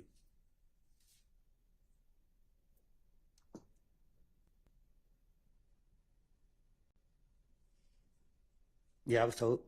And you were actually listening, and there was a person named Maurice or Mo who was in prison on the call as well, right? I don't know. I don't know who somebody came back and told me. Okay. And you understood that Donovan Thomas and others were going to hurt you. Is that true? Objection, assuming facts, not into evidence. Sustained. Did you believe, come around January 10th, 2015, that Donovan Thomas and others were going to hurt you? Did you believe that? Same objection, relevance of what his beliefs were. I think it goes to a state of mind on the day that Mr. Thomas was killed. Overruled. What you asked? Did you believe that on the date that Donovan Thomas was killed, that he and others, his friends, were going to had a plan to hurt you physically? I was told it. Okay. So when you told the police on January 11, 2015, that you and Nut never had any words, never had a problem, your only problem was with Kel, you just didn't want to tell the police about that, right? Say it again? You did not share with the police what you believed to be the problem that Donovan Thomas was and his friends were trying to hurt you. You didn't share that with Detective Thorpe, did you? I don't know. You told Detective Thorpe that you never had a problem with Mr. Thomas, right? We just heard that. That's what I told him. Okay. I want to go into what you have been told by law enforcement I'm going to do it all from January 10th of 2015. I want you to listen to these.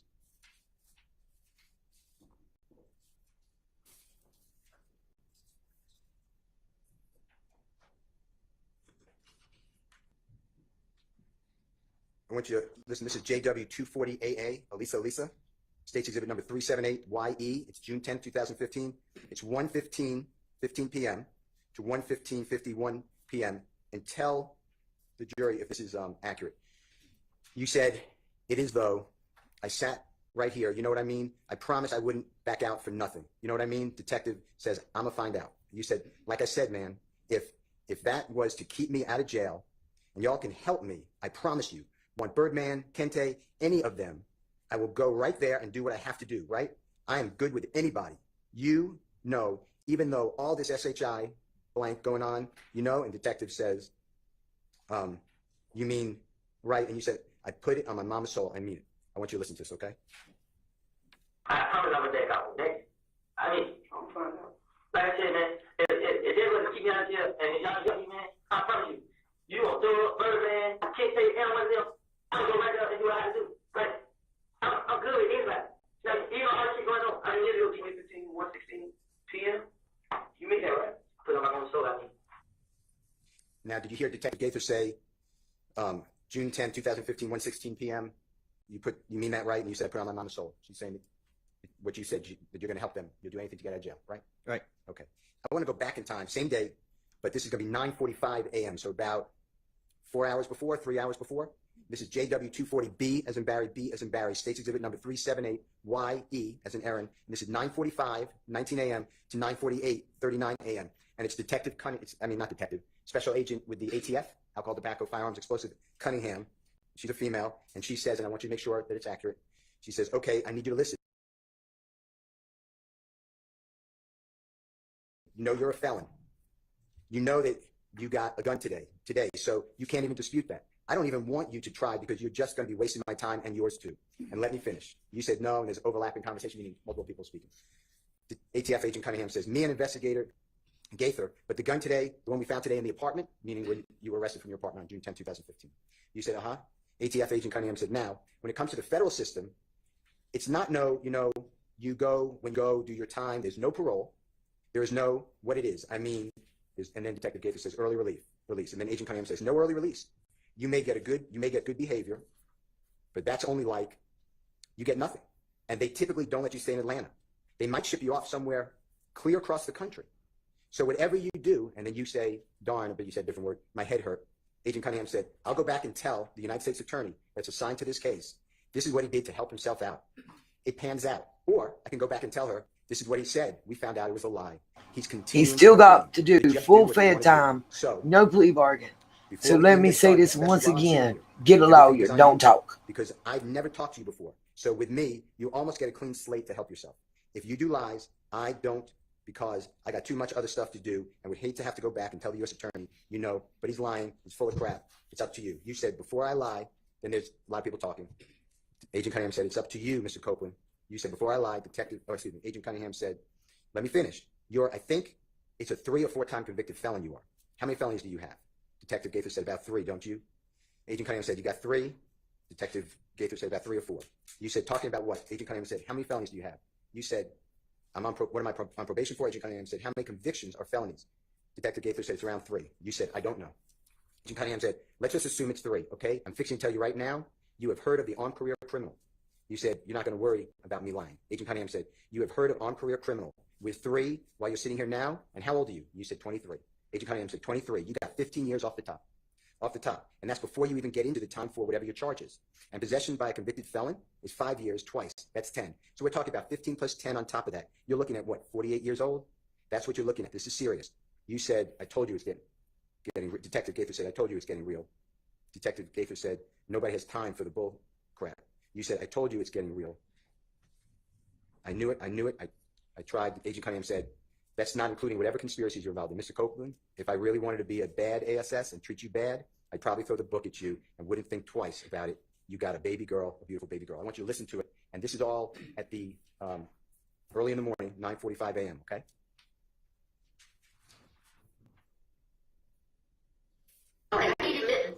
He just read the transcripts of this interview.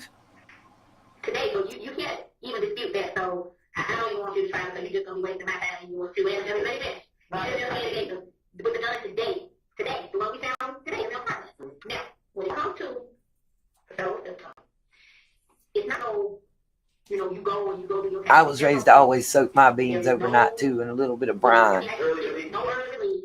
You may get good behavior, but that's only like you get nothing. And they typically don't let you stay in Atlanta. They might ship you off somewhere across the country. So whatever you do, I go back and tell the U.S. attorney that the back of your case, this is what he did to help himself out.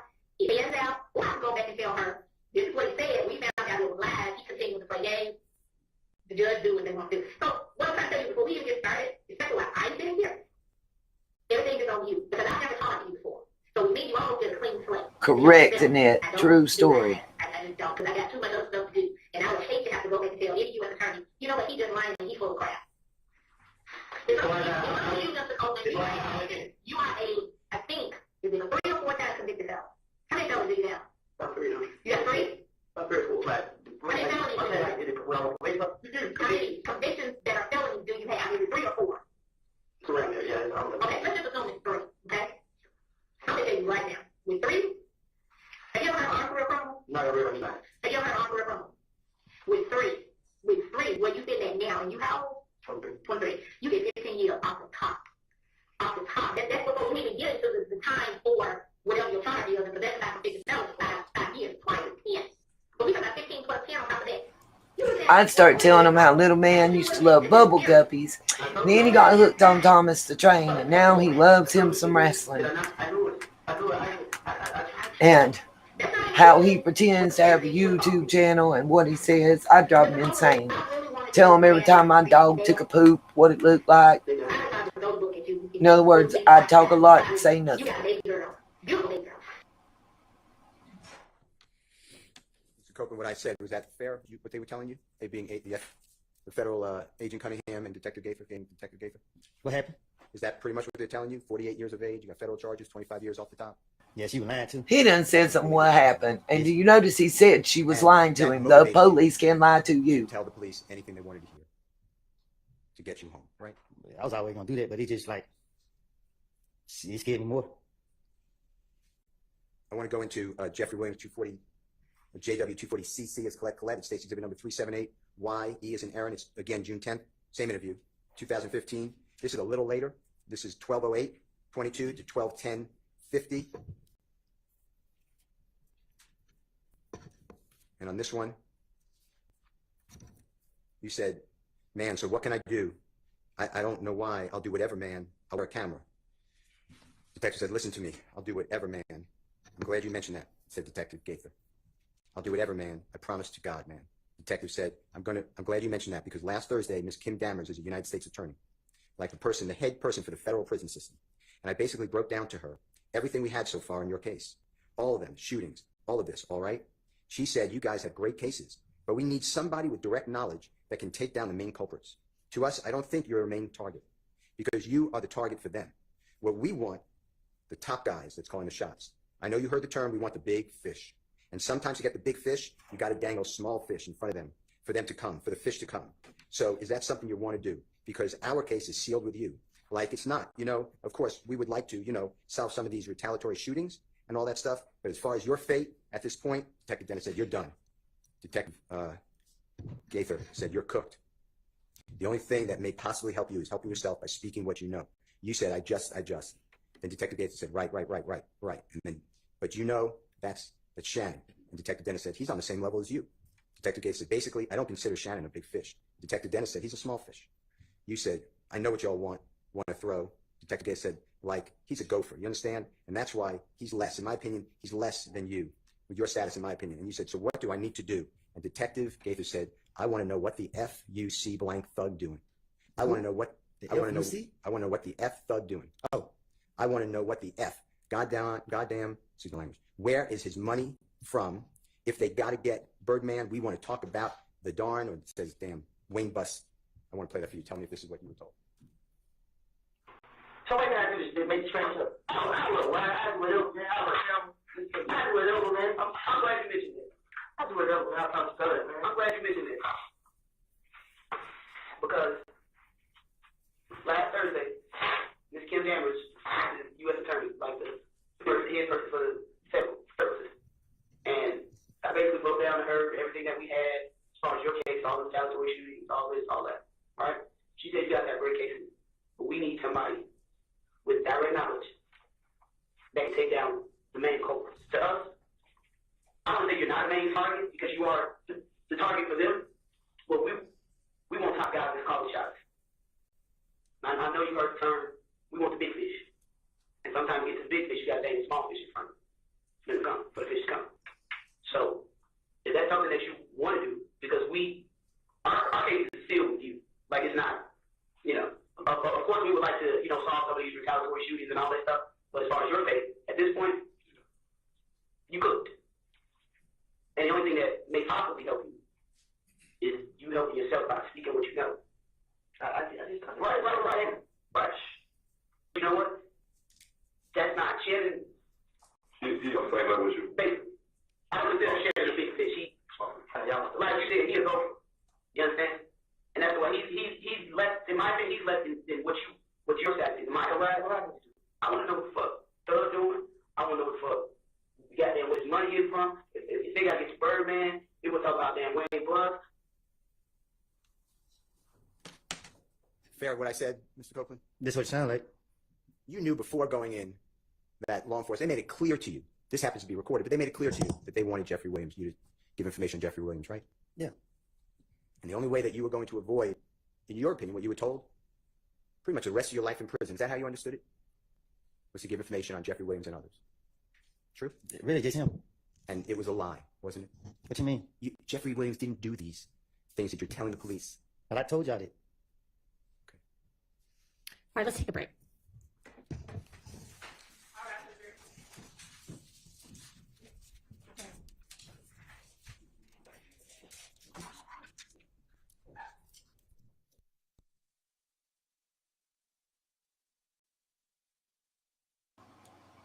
Correct. 100% right.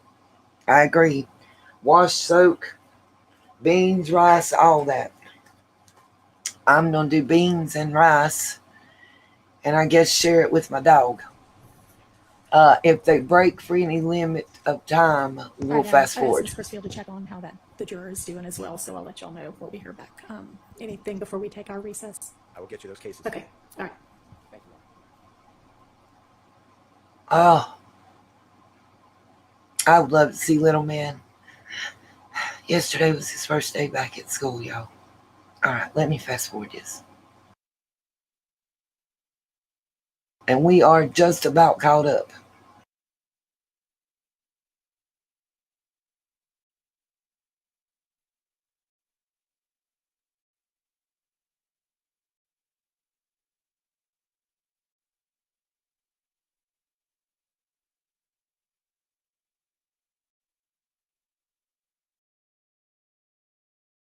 More minutes or so, and then at least let them go for the day after that. All right. And if they're ready, which I think they are, let's get Mr. Copeland and get them back and try to make some more progress.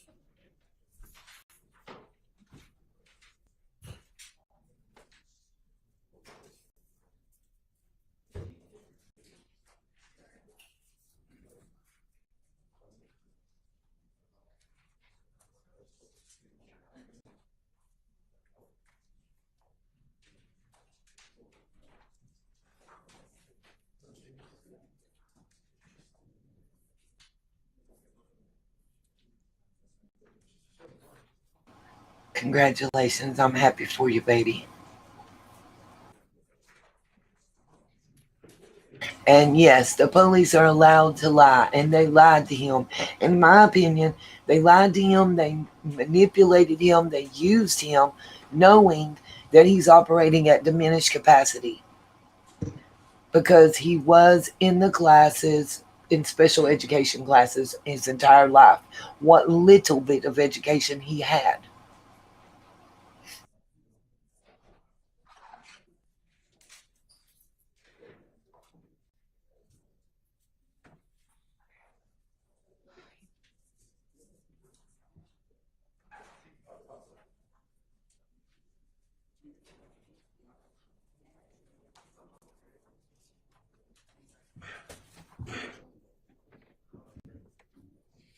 You right?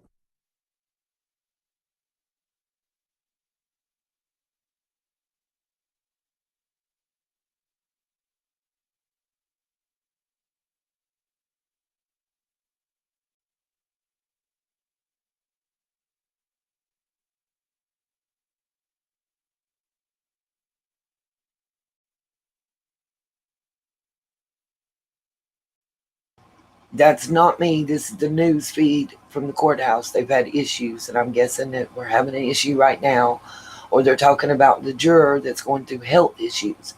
And due to that, they don't want us to hear. Like I said earlier, there's 3 or 4 jurors that are possibly going to drop out. One has been denied at this point the ability to drop out. I don't know what's going on with it, but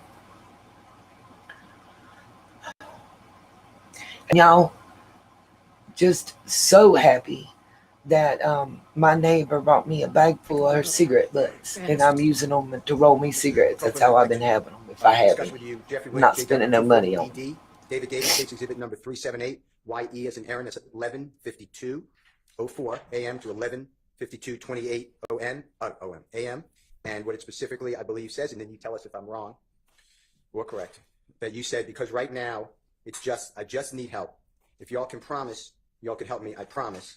And then there's some break, I don't understand what's being said. And then you say, I'll sit here, tell y'all everything I done heard, and everything I done saw, and everything I can tell y'all, stuff that y'all can go get. You know what I mean? Like, and then Detective Dennis said, are you willing to do that though? And you said, I promise. I'll do it right now. I can show y'all houses. Y'all can go bust your head right at the spot. I don't care, man. I just want y'all to protect. Detective Dennis says, what do you want out of it? You said, me, my baby girl. Excuse me, I said that wrong. Me and my baby and my girl. Can you listen to it for us? I just need help. The kind of time y'all help me, I promise you, bro. I don't sit right here and tell y'all everything I don't heard, everything I don't found, and everything. I tell y'all stuff that y'all go get. Same thing. Like, you will do that. I promise I'll do it right now to show y'all how I can talk about what everybody's like. I don't care. I just want y'all to do it like that. Mr. Copeland, what I said, was that fairly accurate of what you just heard? That's what I just heard. Okay. And then the last one I want to focus on for this series is Jeffrey Williams, number 2, or JW240EE, Aaron, that states exhibit number 378YE. It's the June 10th, 2015 meeting, interrogation with the police, and now it's a little early. It's 10:01:46 a.m. to 10:01:59 a.m. And you said something to the effect of, I hate jail, man. And I'm just saying darn, but it says another word. I let an N get me sent away for man, them N's trying to kill me and my child, bro. I ain't. And then he talking about killing me, bro. Listen, I'm a tell you anything. Okay, if you can just listen to this for us. You know what they did to me? Tell us. Tell us. After January 10th, people started shooting at me and my family. February, I went to jail for trying to protect me and my baby and my girl at the time. They put me in Rice Street on some stuff called medical flow. It's somewhere hid in the jail. It stink.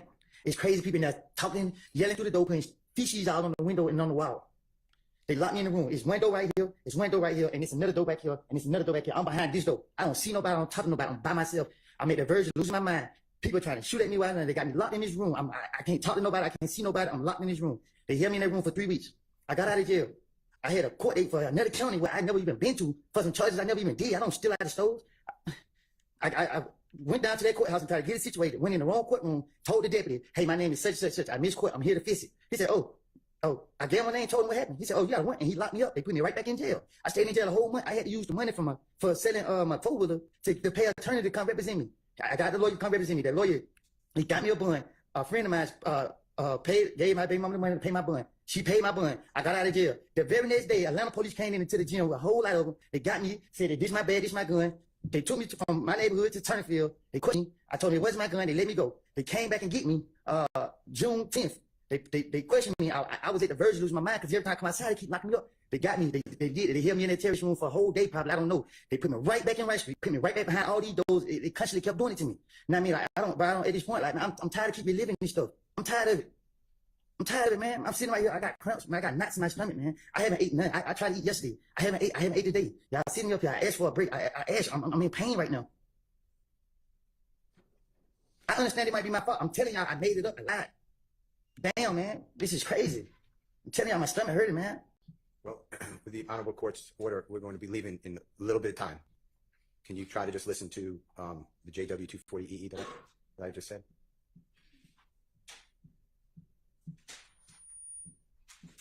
If you need it, can you put in your earphone if you don't mind? I can hear it. Okay. I hate jail. I hate jail, man. I was damn, I didn't think he said, wait, man, let me try to kill me and my child, bro. I didn't even try to kill me, bro. Just know you never do. Mr. Copeland, with your background and your experiences in jail, is it fair to say that you would do anything not to go to jail?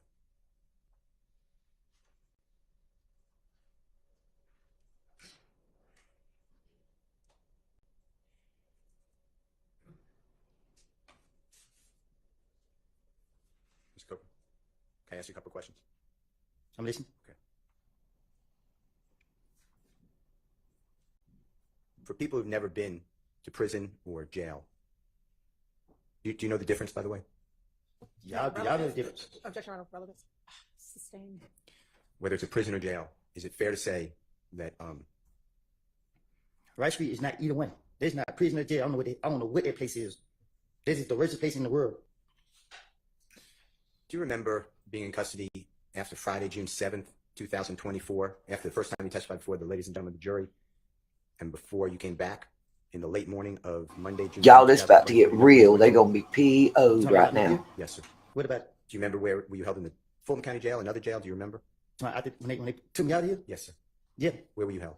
They took me to Rice Street, and then the next day came, they took me from Rice Street to DeKalb County Jail. And they down there just versus Rice Street. In DeKalb County Jail, describe to the ladies and gentlemen jury what it was like when you were in that jail. Objection, relevant, Your Honor. Goes to his motivation for testifying here. I don't know that we need to get that far. I'm pausing because I want to tell y'all this. Remember the video that I showed you guys where he was doing the interview, where he talks about they took him and they hid him in a second jail and wouldn't let him have water and food for the whole weekend, wouldn't let him have contact with anybody, including his attorney. This is what he's being questioned about right now. And I apologize for the tapping. I literally am watching this, talking to you guys, and hand rolling cigarettes from cigarette butts.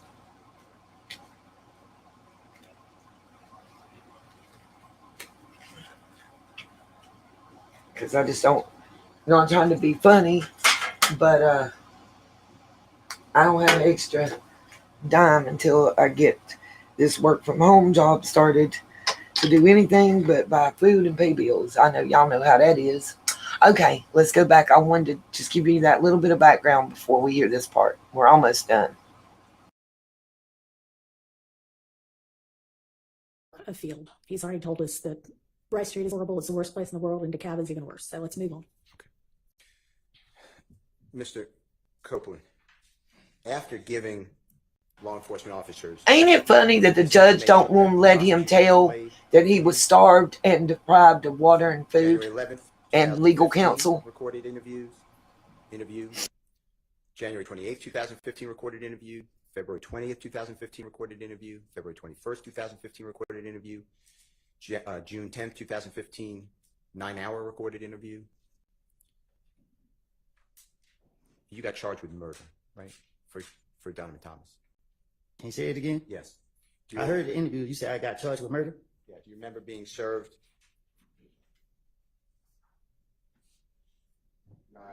Marking Jeffrey Williams number 245.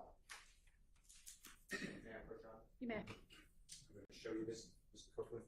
If you need any assistance, let me know.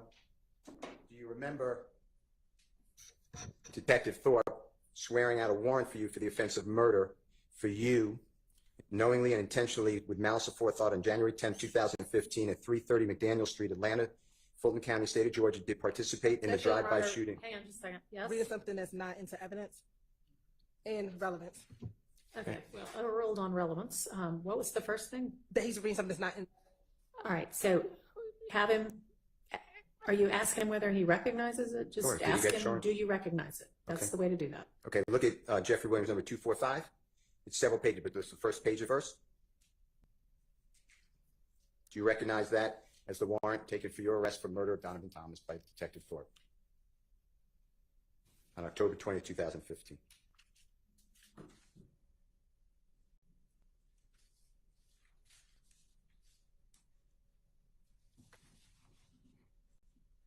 Yes? Wait, Do you recognize that? it's a warrant paper. For you. True? I see my name on it. Okay. And that's Detective Thorpe? Swore it out, right? Do you see that? You gotta show me. May I approach your honor? You may. May I approach you, Mr. Copeland?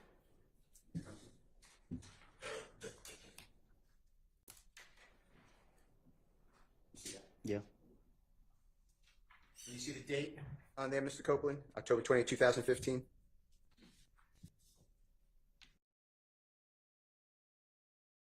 Quick little side note. Yesterday, when the state was questioning him and asking him to read something, he told her he couldn't read. So now Brian Steele has taught him how to read and write during this cross-examination. The defense attorney has taught the state star witness how to read and write. Just saying.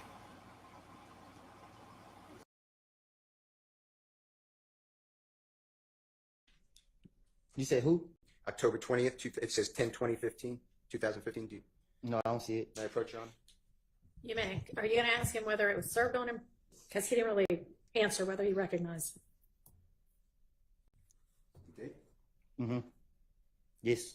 And at that time, you were in federal custody at the Robert A. Dayton Detention Center. When I say that time, October 20th of 2015, you were awaiting the federal charges that eventually you were sentenced to 51 months in custody, right? No, I was sentenced to 5 years.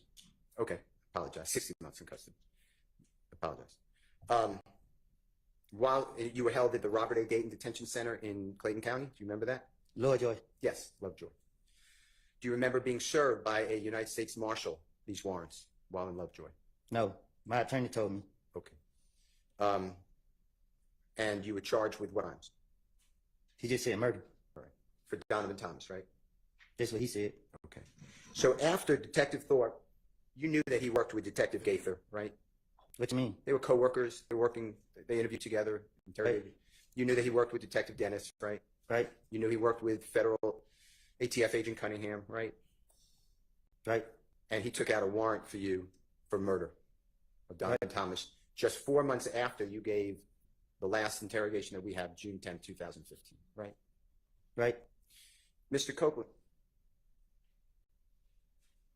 eventually, you went to... Y'all know I'm being sarcastic. He said he couldn't read and got mad at her and said, listen, lady. And today he can read just fine. 22G, which, forget it, for possession of firearm by convicted felon. Is that true? Right. You remember going before the Honorable Judge Totenberg? Right. And she gave you the maximum sentence for that, 60 months. And you served 51 out of the 60 months. Is that fair to say? Right. Okay. I want to show you some of your prior convictions and tell me if you recognize them, okay? I'll be right back. Your Honor, may I have a second? You may.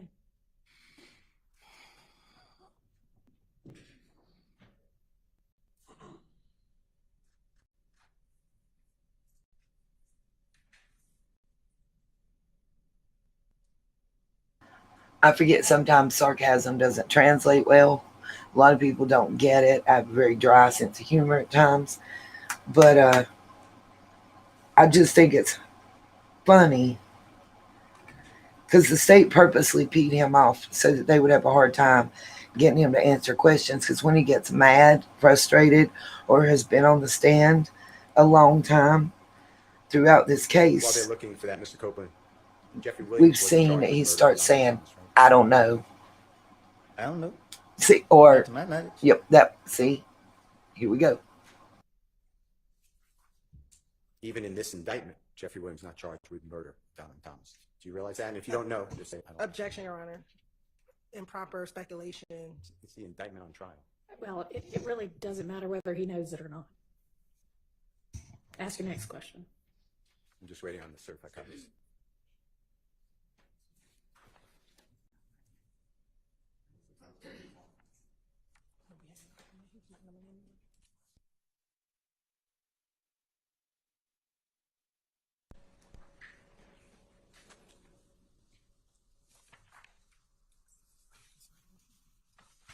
Mr. Copeland, I'm just going to ask you some questions while the prosecutor is looking at this, okay?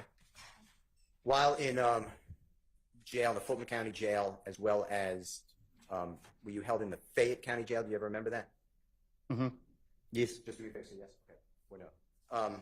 And you are aware that jail calls are recorded. Is that fair to say? Yes. Now, is it true that at times people in jail, I'm not saying you, but people in jail have contraband cellular phones, like cell phones like you would use today? They have them in the jail. A person who's in custody.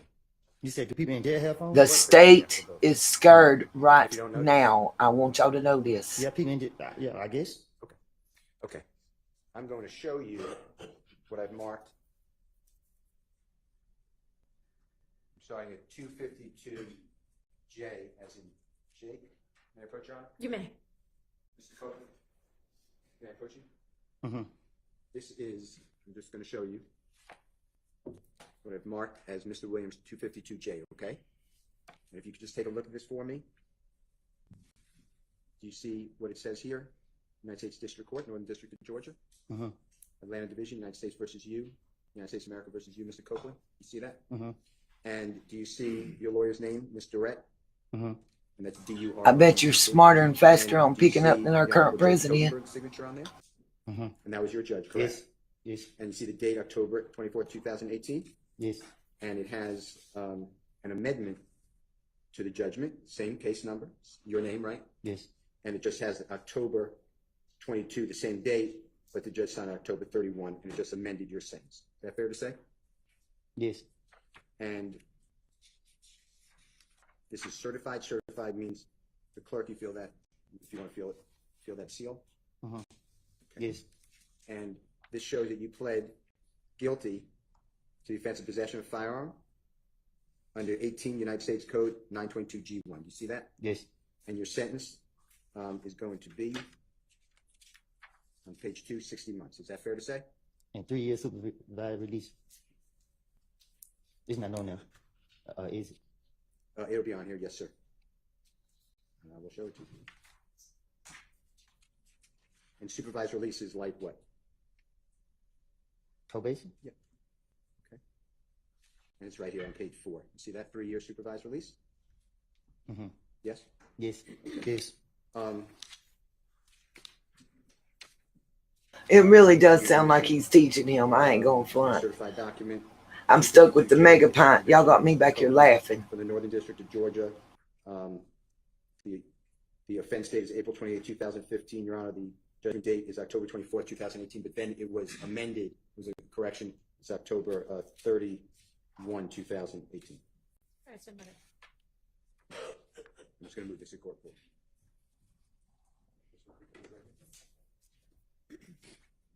Mr. Copeland, I'm showing you. That means you were having caffeine withdrawals, probably from the headache. That's what caused the headache. And again, you feel that seal on it for a certified copy? Did you feel that? Mm-hmm. Is that a yes? Yes. Okay. Yes. And this is in the Superior Court of Fulton County, and that's state of Georgia versus you. You see your name? Yes. And that's indictment number. It actually says criminal action number 20 SC 176912. You see that? Yes. And do you see where it says that you entered a guilty plea under Alford? Do you know what Alford is? Remember? No. Okay. And it says 5 years to serve 3 years, balance of 2 years probated. See that? Yes, I see it. On possession of a controlled substance, Schedule 1 or 2 with intent to distribute. Is that fair? That's what it says. That's what it says. Okay. He's putting a reasonable doubt that the police even had a reasonable doubt about this murder and who committed it. You were sentenced by the Honorable Judge. By the way, Young Thug's not charged with the murder. He's charged with the conspiracy. And I'm going here to your indictment.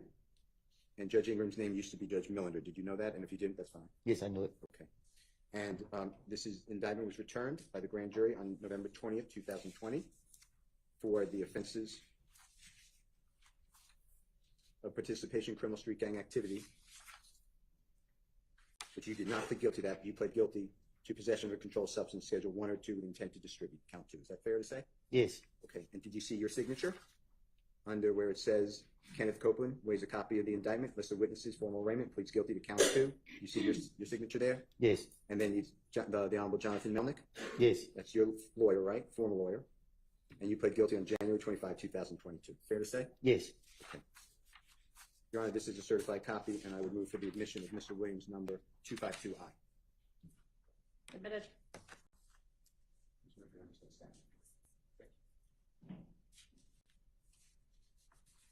Mr.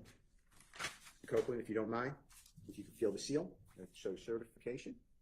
Again, Fulton County Superior Court. Most migraine medicines have caffeine because it does help dilate the blood vessels. Like Lil Deb said, it also makes them act faster. Yes. And this So you get charges you, faster relief you, from your headache and pain. guilty At least that's what I was told. to possession of firearm by conviction felon. You see that? I took the Imitrex. It works really good for me. It's a vascular dilator. Excuse me, 4 years, 2 months to be served on. If you don't have migraines, it ain't gonna do a thing for you And this at all. is Sorry, y'all, about moving around. I'm trying. by the Honorable Jonathan Mellon. Oh. You see that? Yes. And I'm going to. I got in the same 15 whole cigarettes and a black and hand you see your signature from ash and soot Yes. from those butts she brought me, but thank and it gosh. is only to the count 3. You got that? Yes. Is that all true what I said? Possession found by a convicted felon. See that? Yes.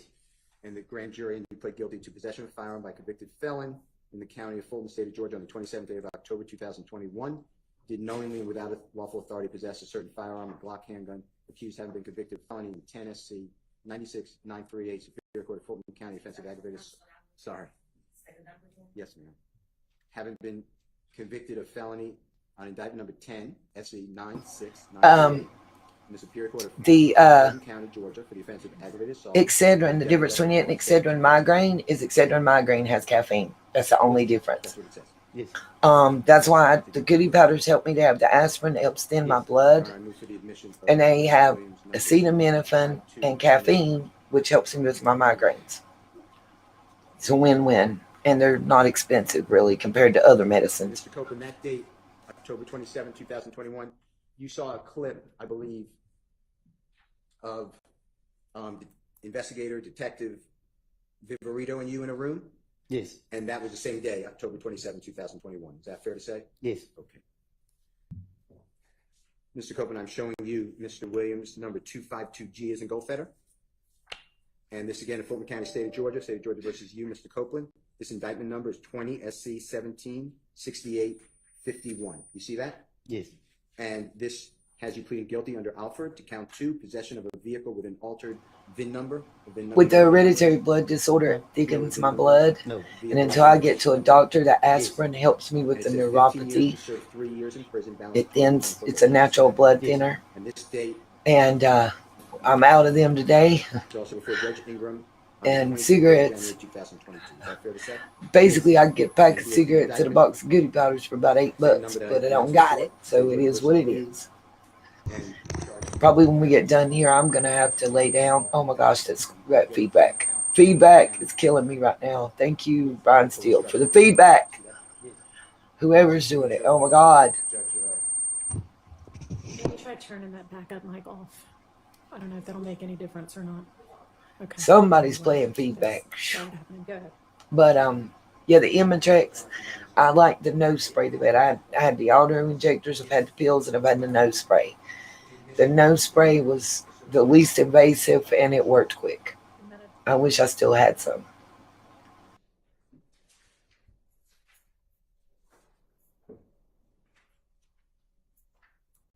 I'm showing you what the mark is.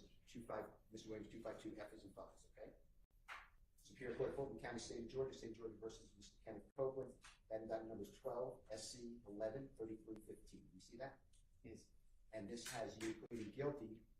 My migraines, I'm sensitive to light, and I usually have to put a cool rag in a dark room and lay down, because I will they get so bad that I'm throwing up. If it gets beyond 24 hours, I'm supposed to go to the emergency room and get Stadol and Vistaril, either IV or IM, and I don't like needles, and I don't like shots, and I don't like IVs, and I don't like hospitals.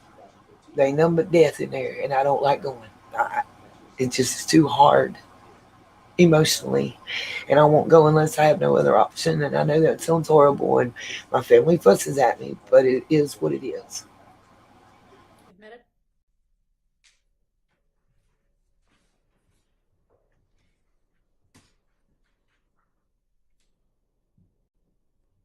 I'm showing you was certified, and if you don't mind just feeling, just make sure that you feel the same seal. Yes. Superior Court of Fulton County, State of Georgia versus Mr. Copeland, criminal action number 12 SC 11-095, and this charges him to plead guilty to 3 counts of entering an automobile, and then I'm skipping the 2 misdemeanors. I pled guilty to, but I'm skipping them, and then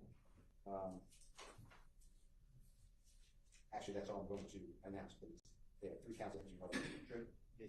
And you were sentenced to 5 years or 2 years. I've maxed out the volume every way possible. This was and this was on August 12, 2013, correct? Yes. Also before Judge Markham? Yes. I do. That's the good thing. If I'm not taking my meds, the blood clots really fast and I don't have to worry about bleeding out.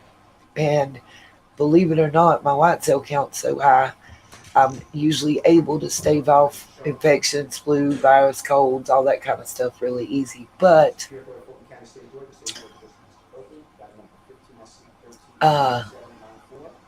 there's other problems, you know what I mean?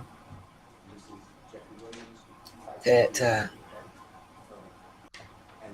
I have to take Coumadin because they have to keep I have to see a oncologist that specializes in blood disorders. The disease presents itself as lymphoma, and once I get into a doctor, I'm going to have some bone marrow testing done. I know that's the only way to confirm 1,000,000%, but Xarelto, Cialis, Plavix don't work. It's Coumadin. We found that out with Mom. It thins the blood too thin. Having it too thick puts a strain on your heart. If you think about it, it pumps the blood through your system and it has to work extra hard. Now, I'm at the point where it's too late. I found out too late. Family didn't inform us that knew. My mom knew, my cousins knew, my aunts, my uncles, my all of them knew. And they never told us about this. I didn't find out until Mom had her stroke. Late 40s is too late. The damage is done. And now it's to prevent more damage from being done. Pray for my child, because for some reason the men get cancer and the women get the blood disorder. All the men have tested negative for 4 generations now, and all the women have tested positive. And it's really similar to sickle cell, how it affects your body, I guess. You have a high white cell and a high platelet count, 4 or 5 times what it should be. And you do have to test every 14 days. Your red blood cell count's low, so it looks like you constantly are fighting an infection in your body, and that's why they think you have a form of cancer and that it's lymphoma or leukemia. But with the family medical history,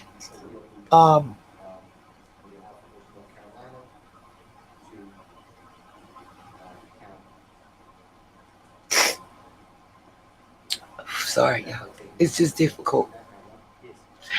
I kind of know my fate. Yes. Your Honor, move for the admission of Mr. Williams 252B. Admitted.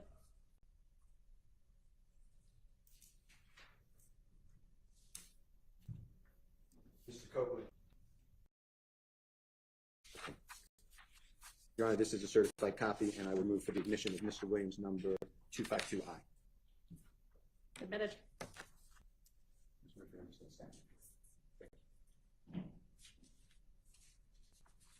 Mr. Copeland, if you don't mind, if you feel the seal, show certification. Again, Fulton County Superior Court, State of Georgia versus Mr. Kenneth Copeland. That indictment number, I'm just looking at it and reading it, 22 SC 182134. Do you see that? Yes.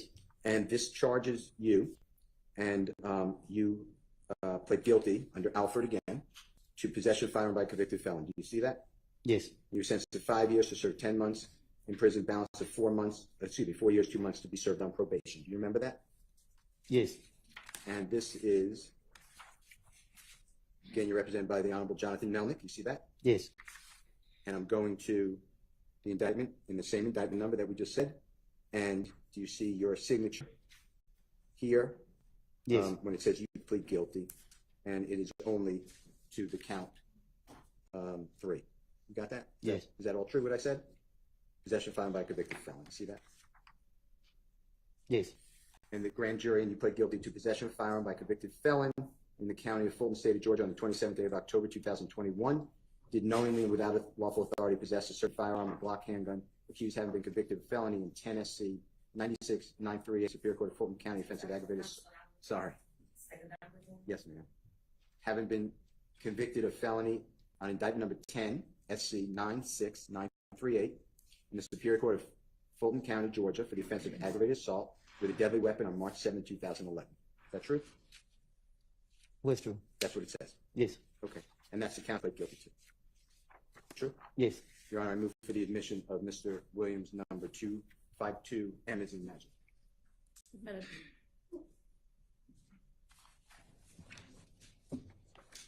And Mr. Copeland, that date, October 27, 2021, you saw a clip, I believe, of the investigator, Detective Viverito, and you in a room?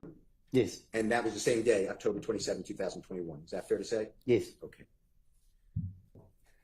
Mr. Copeland, I'm showing you Mr. Williams, number 252G as in Goldfeder. And this again in Fulton County, state of Georgia versus you, Mr. Copeland. This indictment number is 20 SC 176851. You see that? Yes. And this has you pleading guilty under Alford to count 2, possession of a vehicle with an altered VIN number. You know what a VIN number is? Huh? Do you know what a VIN number is? No. Vehicle identification number? Yes. Okay. And it says 15 years to serve 3 years in prison, balance of 12 years on probation. You see that? Yes. And this date is also before Judge Ingram on the 25th day of January 2022. Is that fair to say? Yes. And here's the indictment. Same number that I announced before. State of Georgia versus you. And charging you to count 2 with possession of a vehicle with an altered VIN number. And you pled guilty to that count and count 3. Yes. Willful extreme law enforcement. See that? Yes. I just put a quick Google search so I could get the name. I've said before, it sounds kind of like scoliosis and spina bifida. It's hereditary spherocytosis is an inherited blood disorder. It happens because of a problem with your red blood cells, RBCs. Instead of being shaped like a disc, they are round like a sphere. And it cut it off, I think. But these red blood cells, called spherocytes, are more fragile. And I'm going to get glasses to read the rest. Are more fragile than disc-shaped red blood cells. And usually it's diagnosed in children. And this has you pleading guilty to certain counts, including terrorist threats, count 1, terrorist threats, count 2, terrorist threats, count 3, and Just that's what generally they remove your gallbladder, your spleen. And I have had my gallbladder removed because I had serious problems, almost died with it. But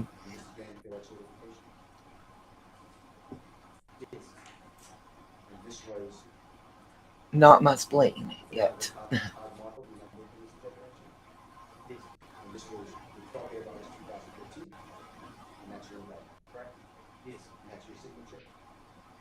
Yeah, that's what they start with Hodgkin's or non-Hodgkin's lymphoma.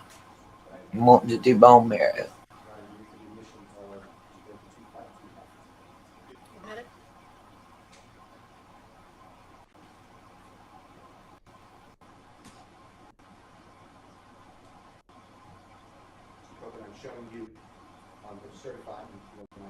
And it says they can't function. If y'all.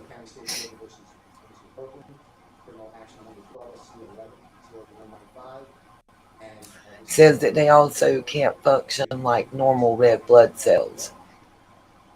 Yeah, my gallbladder, I had 160 gallstones and 2 that were lodged in my bile duct, causing me to become jaundice 6 weeks after I had twins by C-section. I didn't even have my staples out yet when I had to go back into surgery. Imprisoned on balance of 3 years on probation. Fair to say? This was it. And this was on August 12, 2013. Correct? Yes. Also before Judge Markham? Yes. The Honorable Judge Markham. And here's the indictment charging you that your signature you pled guilty. Yes. Correct? Yes. Says it caused hemolytic anemia. Certified.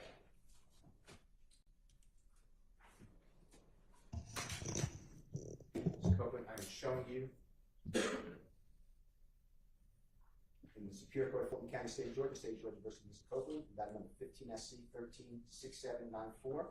You have a certification on that? You don't mind? And this is Jeffrey Williams, 252D as in David, okay? Go ahead. And this has you pleading guilty, sentence of 5 years to serve in prison, community time served with theft, piracy, stolen property, felony. See that? Yes. And this was also before the Honorable Judge Markle on the 13th of December 2018. You see that? Yes. And this is your indictment. That's your signature pleading guilty. Is that true? Yes. Your Honor, this is the admission of Mr. Williams 252D as an indictment. Admitted.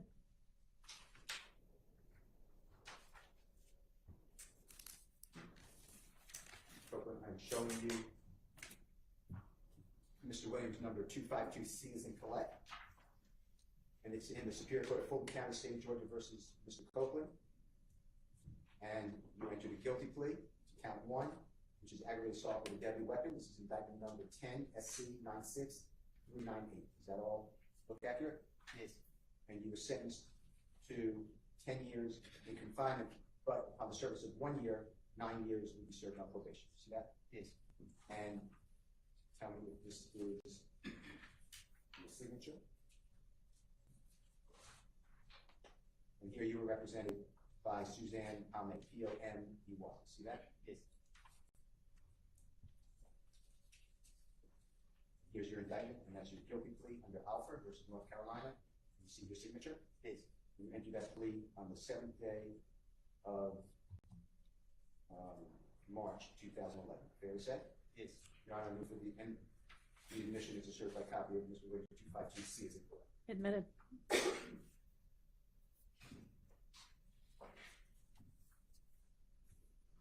And Mr. Copeland, this is Mr. Williams number 252B as in Barry.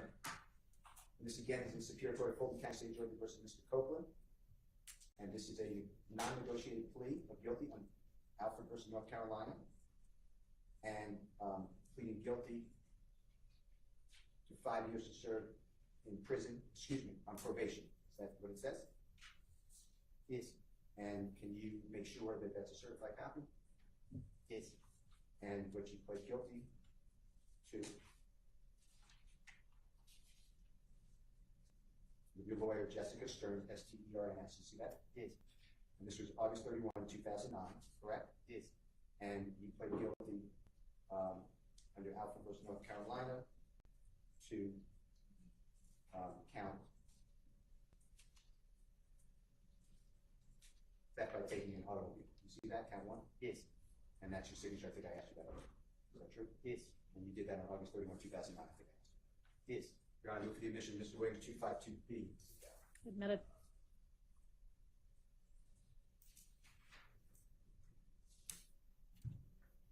Mr. Copeland.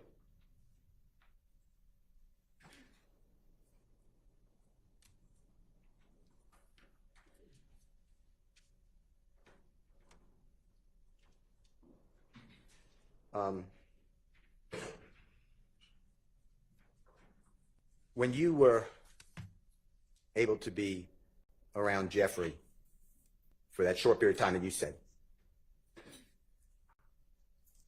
that benefited you because it made you more known. Am I saying that right? Is that true? Objection on vague as to what period of time? Can you rephrase your question, please? Sure. You testified already that you were with Jeffrey for a short period of time from the end of 2014 to 2015, and you were arrested and didn't get out of custody on June 10th, 2015. So somewhere in that period. Is that fair to say? I didn't hear you. Okay. You were around Jeffrey Williams at times, at the end of 2014, year 2014, and then sporadically, because you kept getting arrested, but no more after June 10th, 2015, because then you're arrested and then sent to federal prison for 51 months. True? No, Okay, explain. I was on around him from 14 and then about hanging 15. Say it again, I couldn't hear you. I wasn't hanging around him in 2015. Okay. Only the end of 2014. Okay.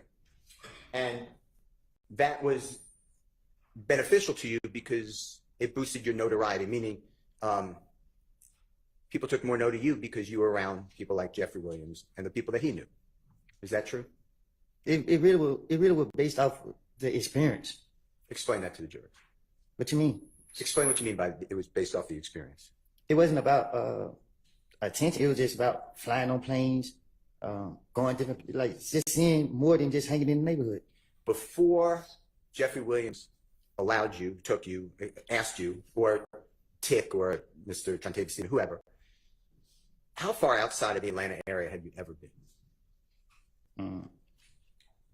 Only once I've been to, no, I'm lying.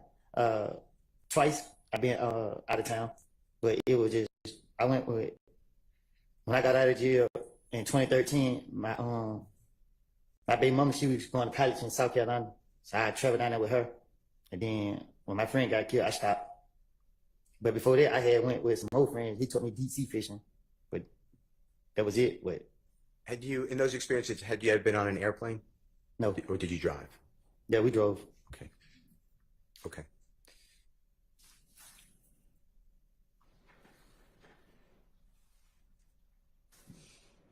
Mr. Steele, is this a good time to stop? Sure. All right, we're gonna go ahead and break for the day. I will see y'all back here at 9 in the morning. Just a reminder, wear your juror badges. Don't talk about the case with anybody. Let anybody talk about it with you, including amongst yourselves. Don't use the internet or any other kind of source to try to find out information about the case, anybody involved in it. Don't watch, read, listen to, in any way absorb any kind of media accounts about this case, including social media. And hope y'all have a pleasant evening. See you in the morning. Thank you. All rise for the jury. Can I leave? Yes, we'll see you back at 9 also.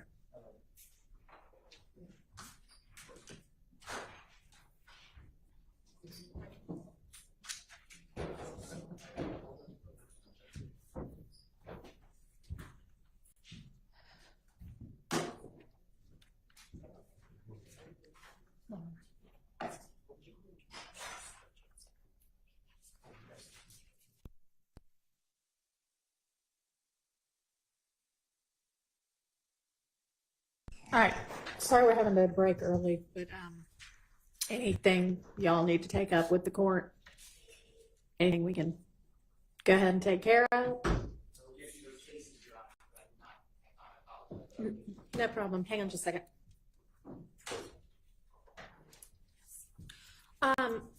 So time-wise tomorrow, what are we anticipating in terms of? I will be done in my estimation, which is horrible typically, but I will be done. Well, you're a lawyer, so we don't estimate time well. Okay. Well, then my guess is I will be done at or before lunch. When I say at or before, your honorable court starts right on time. I should be done by 11 o'clock is my belief. Okay, and do we anticipate cross-examination by any of the other defense attorneys?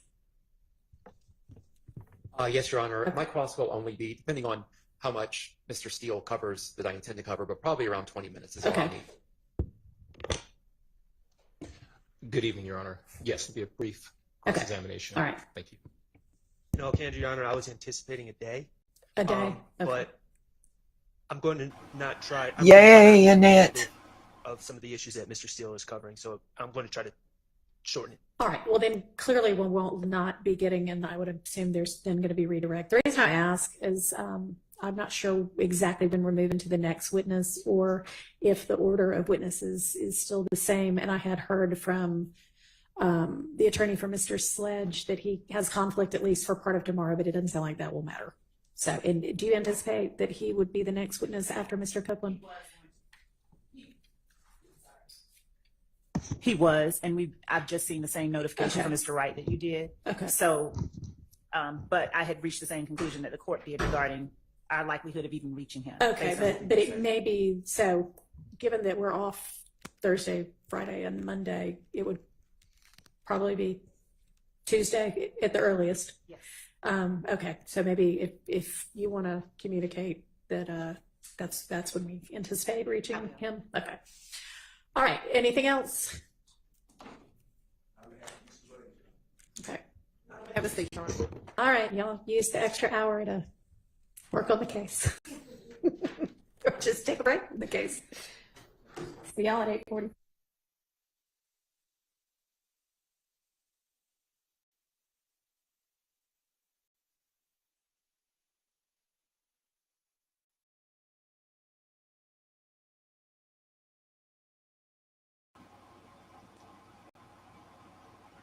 Okay, everybody. Well, that's the end of today's court. And I am going to end this live stream. I have been working on something. If I can't edit it into a short form video upload, I'll do it in a live stream. I don't know if I'm going to physically, with this heat and everything else, I don't know if I'm physically going to feel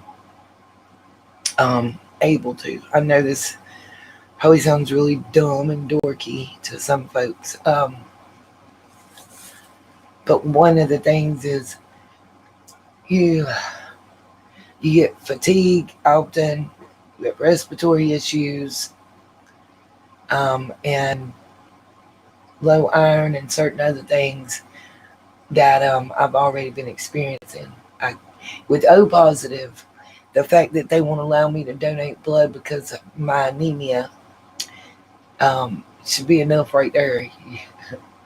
I appreciate us hanging out, and I was going to try and walk to the store to get me some goodie powders. I'm going to try to rest a little bit and see if I can get there before they close at 9. I didn't want to walk too late, but this headache is killing me. I got like $6 in cash, or I would order it and have it delivered.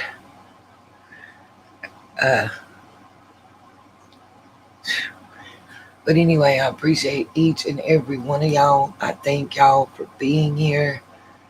Love, peace, light. I thank each and every one of y'all for sitting here, hanging out, chilling, talking, watching this with me. Now you see, that's just, y'all just saw about an hour before lunch in the afternoon. I have been literally watching 7+ hours a day of this while doing research on the other topics and making video uploads on other topics and covering this case. So it's a lot more in it than people might think, time-wise and everything else. Thank you so much, you guys. I appreciate each and every one of y'all. I'm so thankful for y'all. Just please hit the thumbs up and double check that you're still subscribed, and share. That way it gives us in the algorithm and people get their notifications that a lot of y'all aren't getting. Love each and every one of y'all, and if I don't see you tonight, I'll see y'all tomorrow. Peace, love, and light.